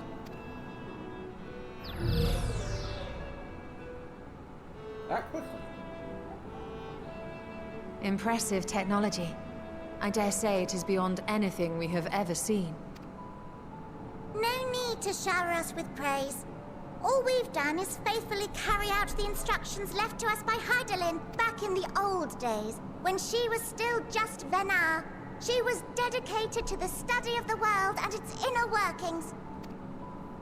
And the Watcher, the real one, not the simulacrum you met, was one of her fellow researchers. We and this wondrous vessel masquerading as a moon are products of their knowledge and know-how. There's certainly more to you all than meets the eye. Might I ask where exactly you intend to take us? We identified a few promising candidates for resettlement some time ago, but we cannot guarantee that they are fit for habitation. Moreover, the ship can only travel in short bursts. We intend to go down our list, hopping from star to star, until we find one suitable for resettlement. Wish they'd stop calling us children, though. No need to worry, though. The vessel is being refurbished with accommodation for an extended stay as we speak. While we did have to rely upon outside help to determine what amenities were essential, I dare say we have risen to the challenge. Help? From who? From you and yours! Who else? Each time we woke to perform regularly scheduled maintenance, we were greeted by the resources you sent us. What better way to learn about preferences and proclivities of our present-day charges? What? What resources? Ah, but you're still adorable little children. Perhaps your elders were responsible for the deliveries. I'm not sure what led you to conclude otherwise, but I can assure you that we are all grown men and women. And I very much doubt my elders know this place exists, much less how to send you so much as a starlight missive. What? Then who in blazes let you on my moon?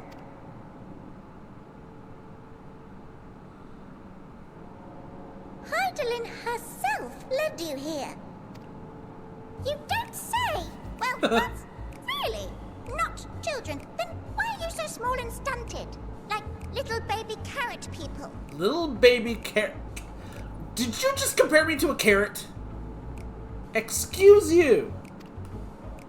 Well, Amarotines were a great deal taller. In the present day, persons of such prodigious size are exceedingly rare. So, you're saying everyone's not like the Watcher? The Cords compare a lot of things to carrots. No.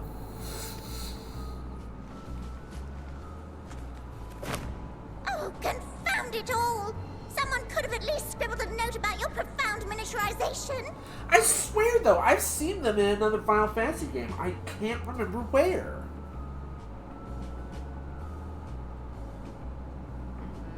Like, they look so familiar.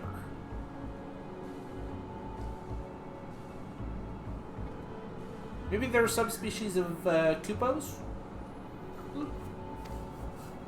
That tome in thy possession. Not surprising they borrow a lot of stuff from other FFs for this. One of the first books sent to us. A compendium of the people of Atheris, with a few blank pages at the back for minor corrections and updates as needed. The sum total of our knowledge of your kind is contained in these pages. I thought it was abridged and made small for our benefit, but this isn't a regular-sized book, is it? No.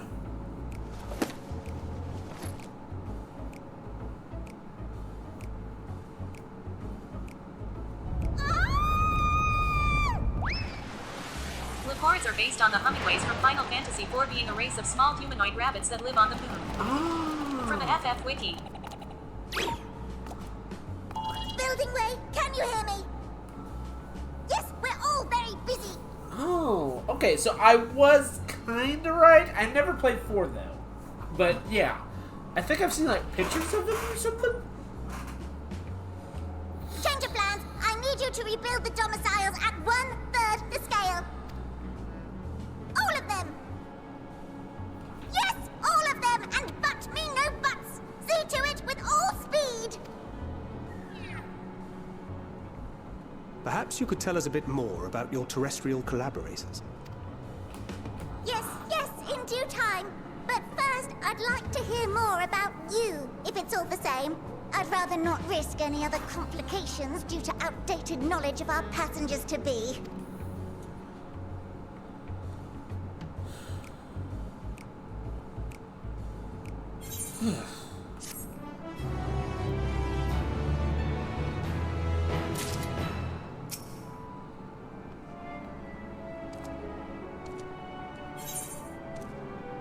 Taste of the moon. Right then. Now that you're here, we need to teach you all that you need to teach us all you can about your people, and quickly. It won't be long before the final days are upon us in terrible grandeur, so it's imperative that we be prepared to receive our passengers to be. If there's anything at all that might displease them, it must be addressed post haste. And address it we shall. Here at Bestways Borough, we have assembled everything acquired to offer our guests the best way forward. Excuse me. We have produced a myriad of amenities we understand to be essential for day-to-day living, and I wish to hear your opinions on them. I'm sure we've all worked up in appetites. Why don't we start with foodstuffs?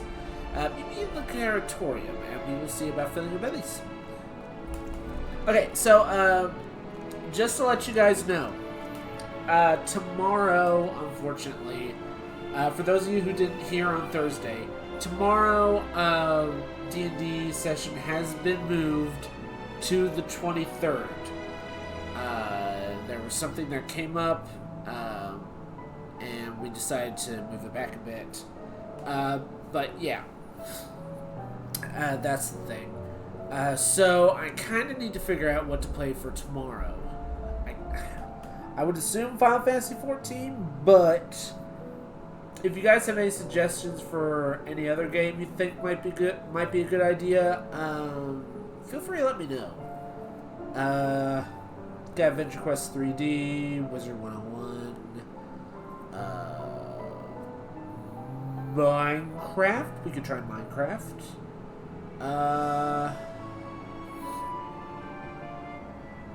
Ark Survival Evolves. Tempting, but I don't know.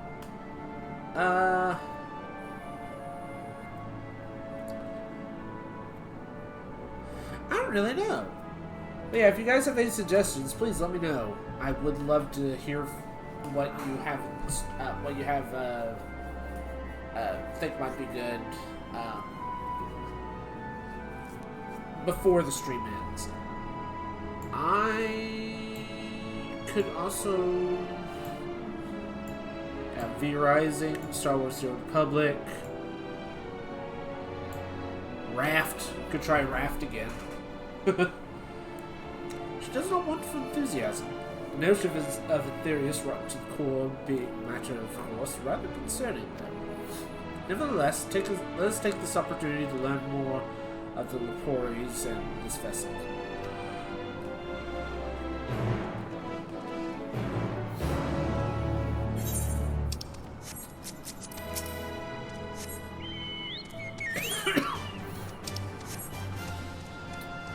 To the Caratorium!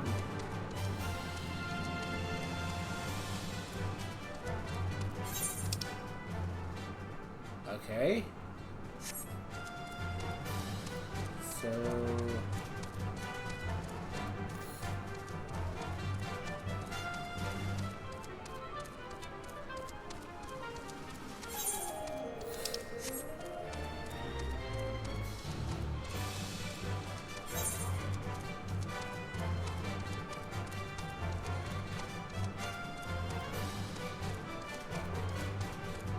Okay. You have to jump. Geronimo!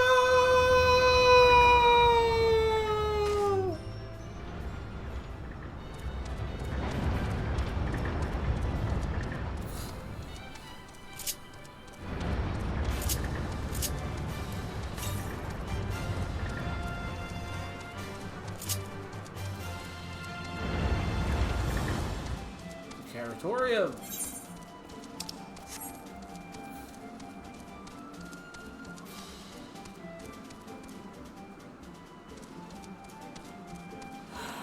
Well, they're not lacking in vegetables.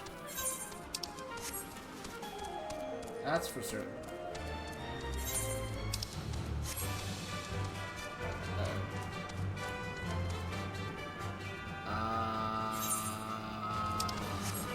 We got enemies.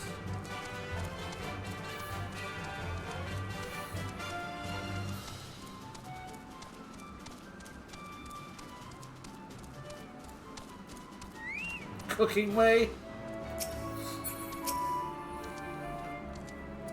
Welcome to the Caratorium. Here we create prototypes of various sundries required by soon-to-be passengers. Allow me to introduce our head of foodstuffs production, Cooking Way. Pleasure to meet you all. Our work has involved no small amount of trial and error, but after many cycles of painstaking labor, I dare say we have created the finest cuisine our guests could ask for. I've learned all about the essential nutrients and healthy, balanced diet from the reference materials we received. Why, I practically ruined the words from invaluable pages. Naturally, I've also considered the ease of growth production you will not want for ingredients. I must insist you try some. We have fresh stock recently prepared on account of, well, because we just woke up. And we're all quite famished. Walk along the platforms here and you'll find a storage unit full of bursting with delectable delights. Help yourself to anything you like. Why do I have a feeling I know exactly what it's going to be?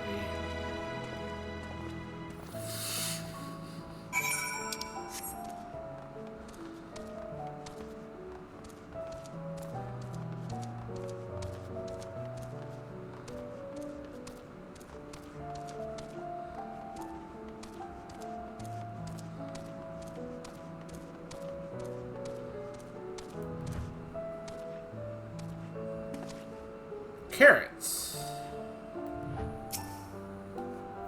You open the storage unit and find a rainbow-colored assortment of carrots.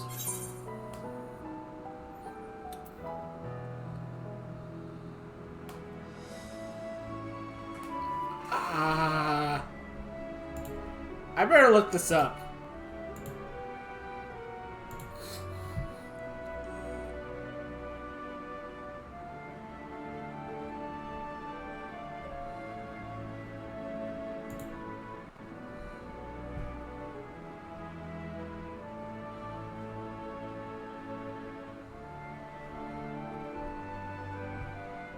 There's no way to...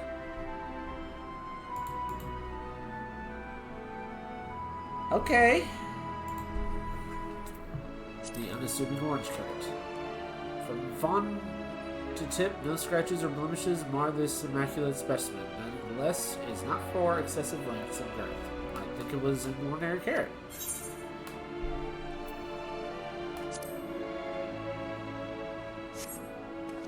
On second thought, you would like to simply take an obscenely large carrot for now. Due to its bizarre qualities, it would be prudent to ask Cooking Ray whether it's be safe to eat first.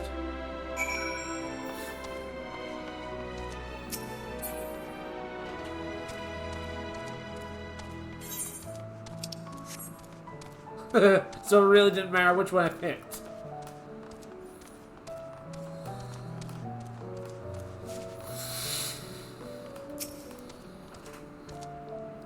So, did any of our selections set your mouth watering?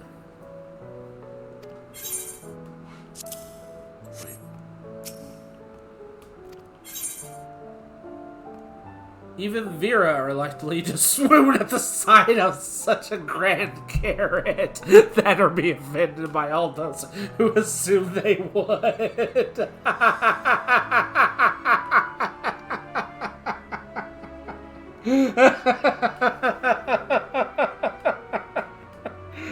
Oh wow. Oh that's funny. Fell off of my manbin that I just created. I am offended. I'm tempted to make a No, pass the carrot to me under the table. I'm tempted to make a Vera, a male Vera. Oh man. Ah yes, a fine choice. One of my personal favorites actually. Please dig in. I'm eager to hear what you think. I have entirely too many characters. With great trepidation, you take a bite out of the carrot. There is a satisfying crunch as you sink your teeth into the orange skin and have a warm, tingling sensation run down your spine. With the second bite, a wave of euphoria washes over you. Why does this sound like a romance novel? Like objectively so I am at the point where to create new characters I have to delete old ones.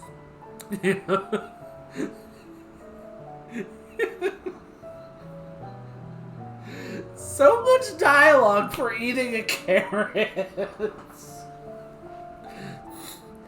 And you drown in bliss. Alas, as you finish, the elation fades, leaving you with a desperate craving for another carrot.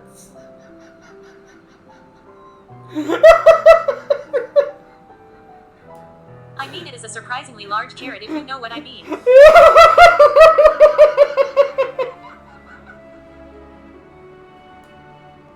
Why is there so much suggestions?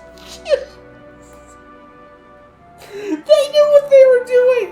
They knew exactly exactly what they were doing when they wrote this.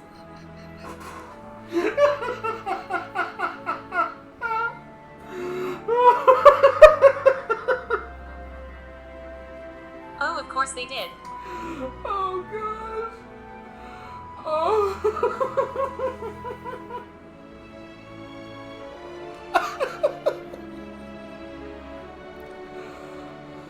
Oh. Oh. Oh Lord. Oh gosh. Oh.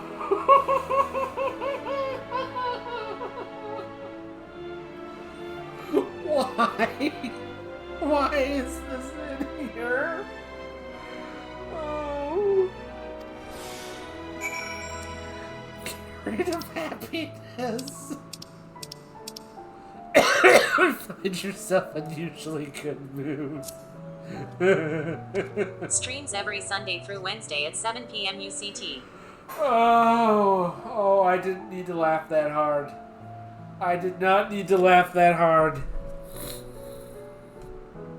Why did I do that? Oh, man. Oh.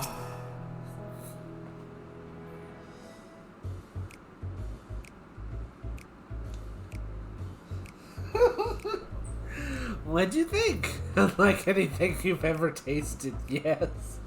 You can say that.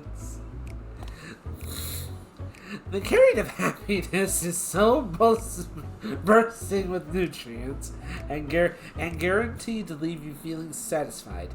It is a staple among us Lorians.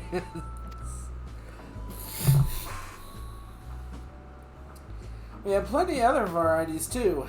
Bleeding carrots to improve blood flow. Dream carrots to help with sleep. So you see, we have a carrot for every occasion. Well, that explains a lot.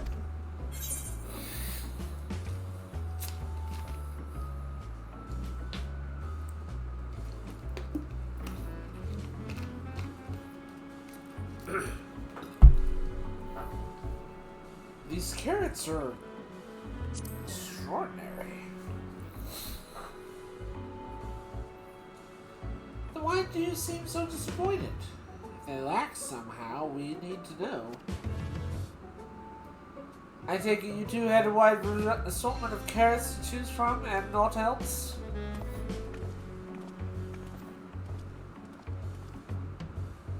Pretty much.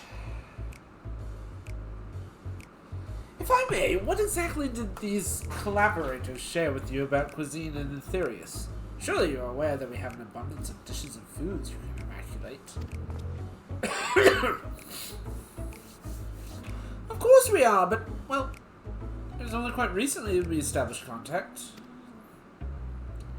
Even holding conversation was a struggle at first, so imagine our surprise when they sent a mountain of books and documents with no clear instructions. Sheer amount of information. Sorry. Was overwhelming. If it wasn't for the encyclopedia I found, we would have been lost for where to begin. So we decided, rather than divide our resources to prepare a variety of meddling, potentially unsatisfying meals, it would be more efficient just to devote our efforts to the production of a single perfect food. Well, that's all well and good, but man cannot live on raw carrots alone. We considered cooking them. I mean, steaming, boiling, roasting, and the like. I suppose we could prepare the carrots in other ways. But our primary concern was efficiency. And what's more efficient than sinking your teeth into a carrot fresh from production?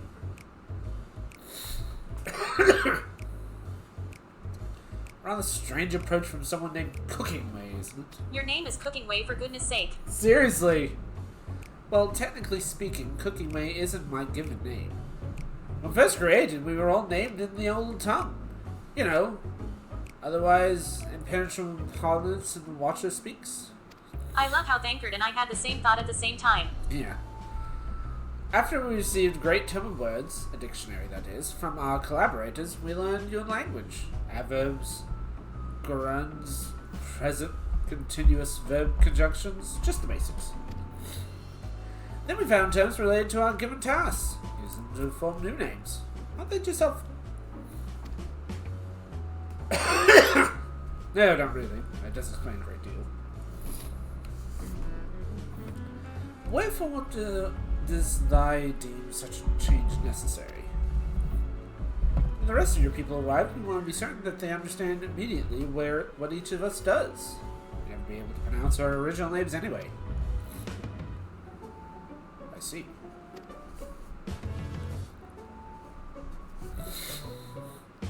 I hope our critiques, such as they are, were helpful to you.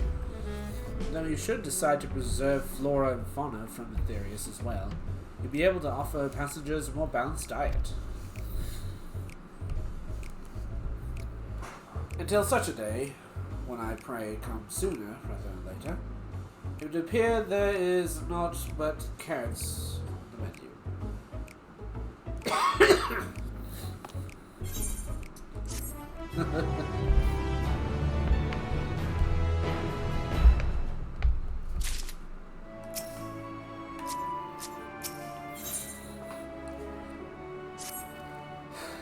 I think we've had our fill of carrots for now. Let's move on to the necessities, shall we? Our clothing production. Sure to impress. This way.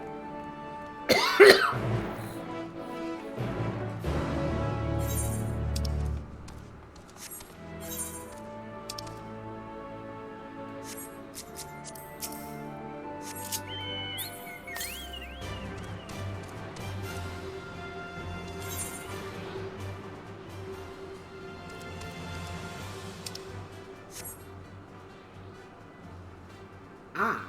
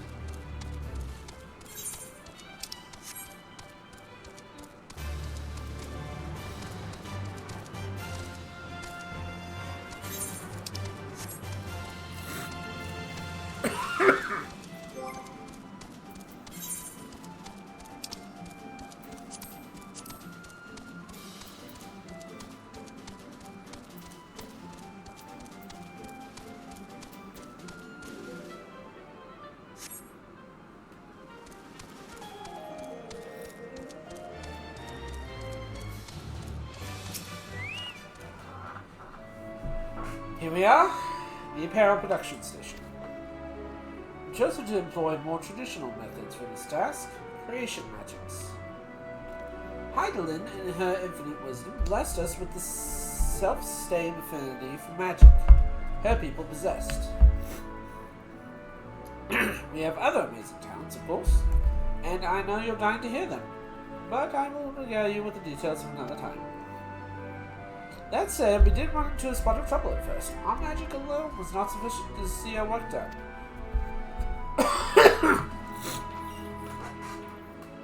In the end, we discovered crystallized aether, this wonderful catalyst that can provide us with the extra vis we need. Resourceful. Ah, the sweet sound of recognition. You will be impressed to hear that we have read all about your habit for changing attire to match the chosen profession.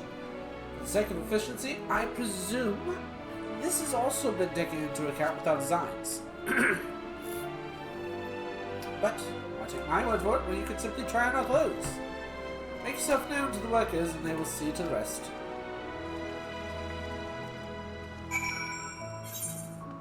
Oh, I'm a little afraid.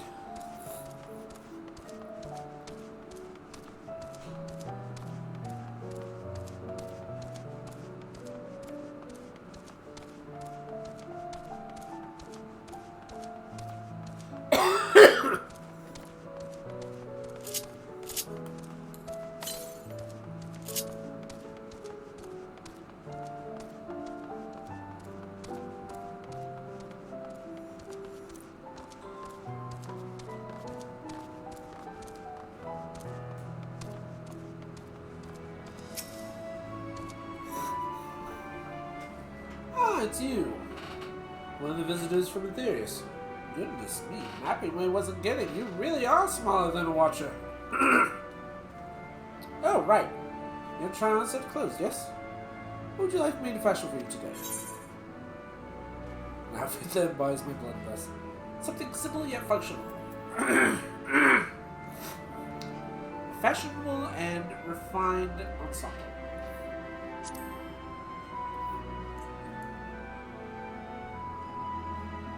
Fashion. Right. This one will take a moment.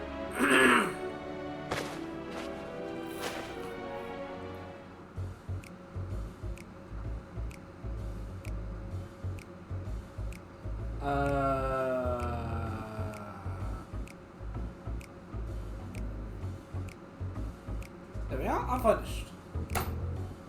I wore these back when I was level 1. Perfect if I do say so myself. I'll be honest, I know nothing of fashion, let alone fashion on Aetherius, but I wager no one down there has ever worn anything like this fine ensemble. Perhaps you can start a new trend.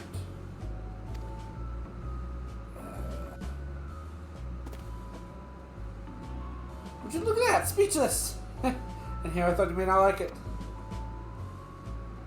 You have a mind to try something else? Why not speak with my fellow Ausins? I'm sure they're happy to oblige. You must continue wearing these garments in order to progress. No! No!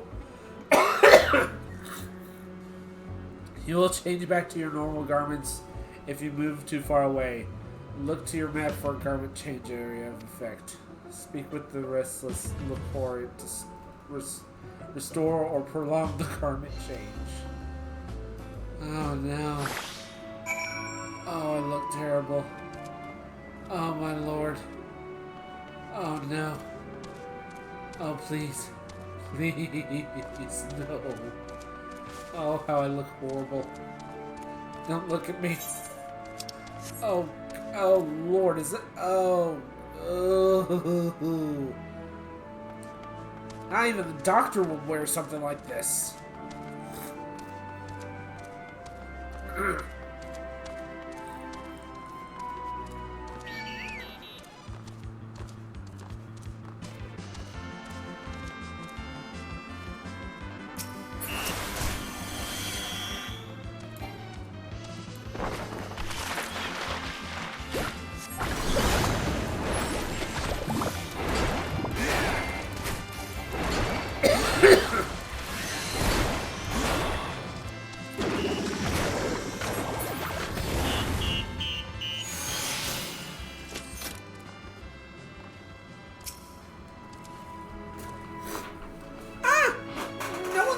Coming?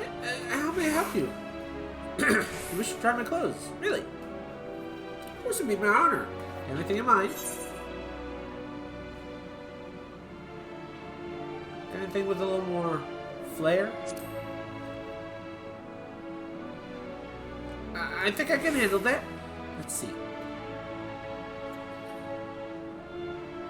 This should do.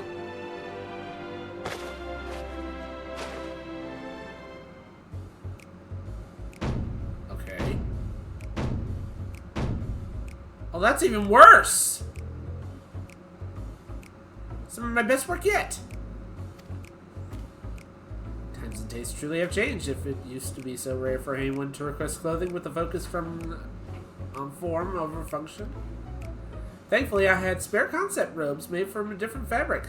Because it looks rather fetching. I think it looks rather fetching. I was worried how the concept would turn out when I put proof, but it looks stunning on you. We should go and show Livingway. I'm sure she's eager to see what we come up with.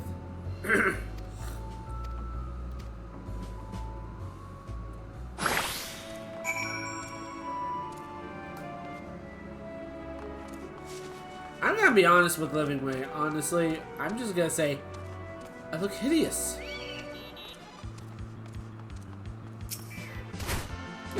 Oh,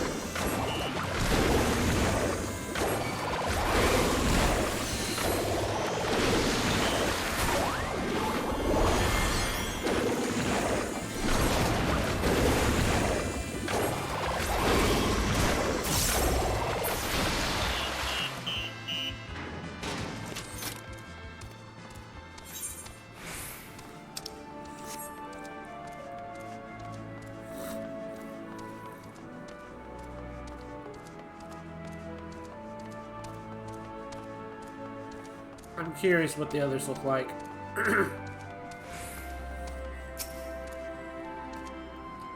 My, don't we look splendid? The result of much trial and error, but I know the quality work when I see it. Shh, you needn't speak. I can see your adoration for the moon, and we look for it in your eyes. No doubt your friends feel the same, having sampled our creations. I'm almost afraid to look.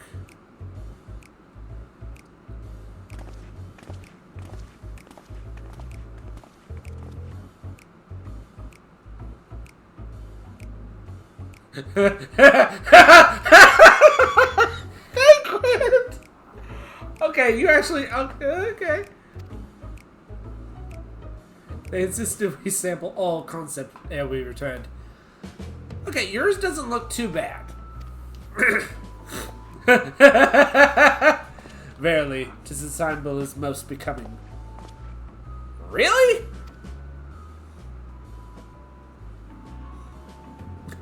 Thancred. We're all just.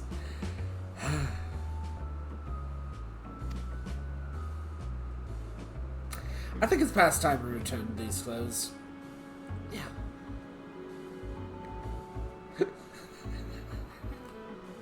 I don't like that. All of us are just one mind. It's just like. I'm so confident our garments would meet with your approval. Whatever were we doing wrong? The Watcher taught us that in his time everyone wore the same robes. To do otherwise was against social etiquette. I thought if we could appeal most modern tastes by tailoring to the robe specific in person, but... Please, you mustn't be so hard on yourself. Should we resort to evacuating the people of Aetherius, they will be most certainly have need of your attire. It is clear you spared no effort in addressing your needs, but you must understand that we are not quite so homogeneous. Speaking for myself, what I wear now better suits my tastes, even if it is of inferior make.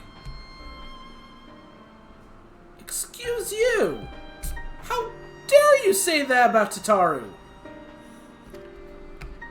But there are others whose choices may be influenced by traditions or personal experience. Rather than make assumptions for a whole, you must consider the individual and their preference. I fear we underestimate the complexity and diversity of your people. Even if we did memorize every tome we received, I doubt we'd have fared much better. People were doing you a disservice by trying to shower you with our baubles and flippertree, thinking it was for your benefit when you better be better off on your own. As some might agree. People who prefer to keep others at arm's length, even when they know they shouldn't. As one such former fool, I'd like to ask you a question. This plan to evacuate and escape the final days. Did it account for the reflections of the source as well?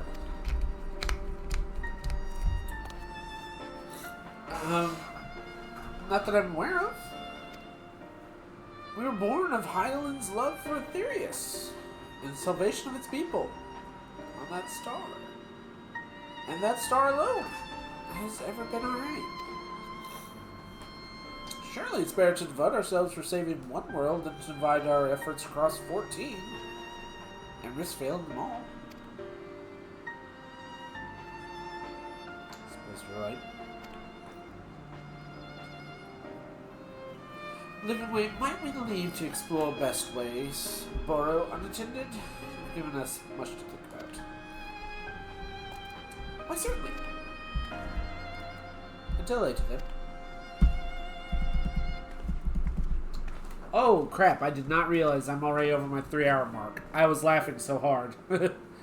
If I may, I should like to accompany thee a while longer. Really? I mean, you're more than welcome to. There was actually something I wish to speak to you all about. Let's be off then, shall we?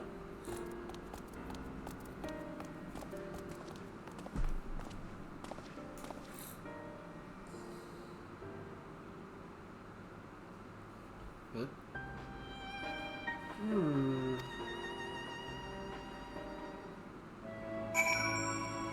Okay,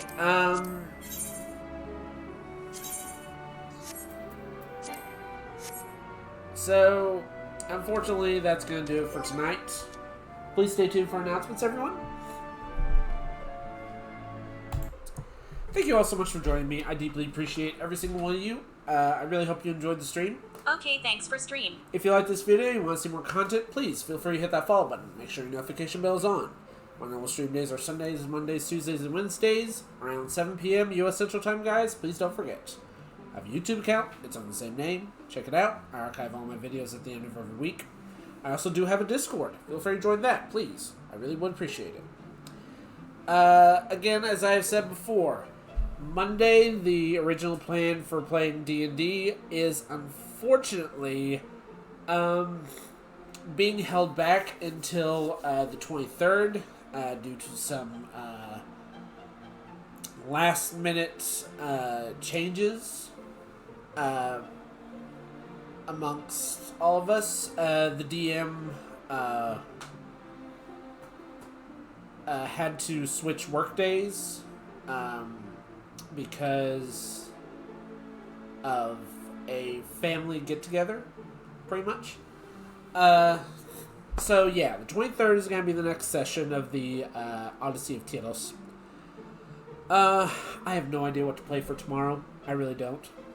If you guys want to send me a message via Twitch on any suggestions, just feel free to let me know, please. I really need suggestions. Anything, guys, please.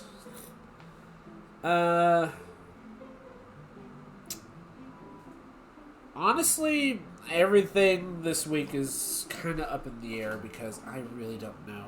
I'm definitely going to at least try and continue on with Final Fantasy XIV. That's a given.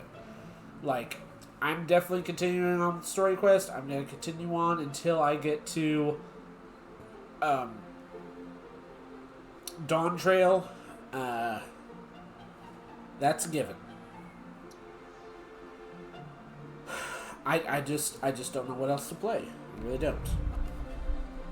I don't know about you guys, but I am tired.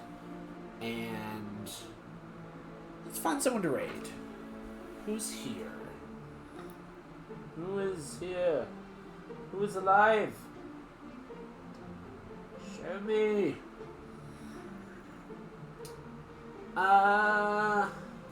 Let's see.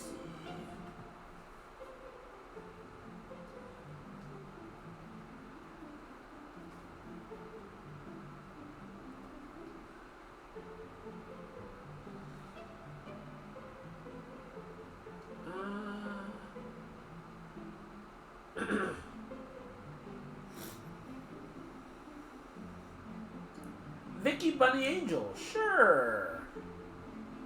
Playing Final Fantasy VII Rebirth. Okay. Well, let's join in. Once again, I really hope you guys enjoyed this, and I will hopefully see you guys tomorrow. Same old time, same old channel. So long, thanks for all the fish. Good night, everyone. And goodbye.